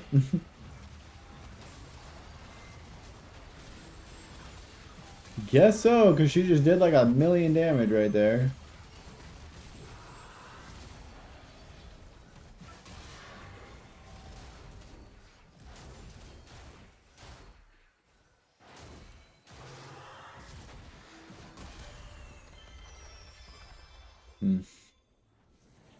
That's weird to me. That's the thing, like, I miss 7.0 Astrals because, like, it had Alawi as your tank, who was an Astral, and there was Nami as well, who was, like, stupidly broken healing bullshit. Like, her utility was so fucking good. That's where it's like, ah, yes, you don't need no tank because Alawi plus Nami is the ultimate tank, or even Alawi plus Vlad. Vlad is a stupid-ass tank. He just heals way too much. That was one of the things, like, one of the most broken units with 7.0 Nami, like 7.2 Nami. Her heals were so fucking big that, like, no one was dying with Nami on your field. Ebb and flow would just be insane. Let's see if this guy wins now with Lux 3-star. I feel like he might be better off. If he finds a Soul 2-star, he's going to be fucking golden. It's got 3 Thieves' Gloves. Thieves' Gloves OP. That's the thing, like, Thieves' Gloves is OP when you have a fucking golden remover. Because then you can just put it on whomever is best with it. And it'll do amazing. The Shyvana burn. Terrible cast by Lux, but it doesn't matter. Yeah, I think this guy wins now. He didn't even have good... He had no combat augments either. Just training dummy, missed connection, that's all gold, and then cybernetic uplink. I mean, that's quite good for a comp that has literally 1,000,000 items, but... Just kind of surprised by that.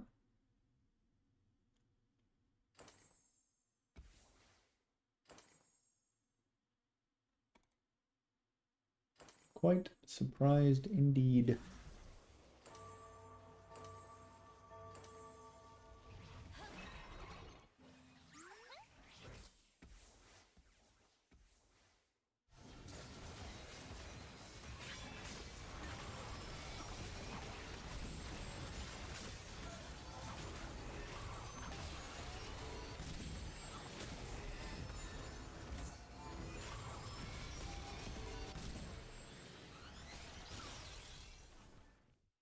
Yep, he wins now, I guess. I guess I just, like, even though I had everything better than he did, I didn't itemize Lux, and therefore I lose, I guess. Okay, Lux is the true carry, way more than Varus, which is weird, because I remember Varus being OP on 7.0. It's like when you would just, literally, if you just 3-starred Varus and some, like, you didn't even really have to 3-star Alawi, you were just winning. But it seems that he is not that great. And we don't have Runaans either, which was a big item on him as well, I guess, so. Oh well.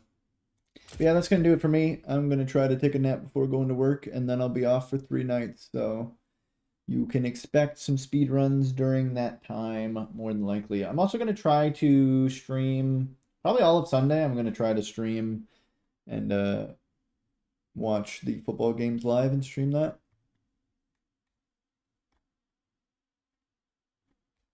We'll just have to wait for when that happens. Either way, take it easy. We'll talk to guys whenever we talk to guys. Have a good day. Ciao.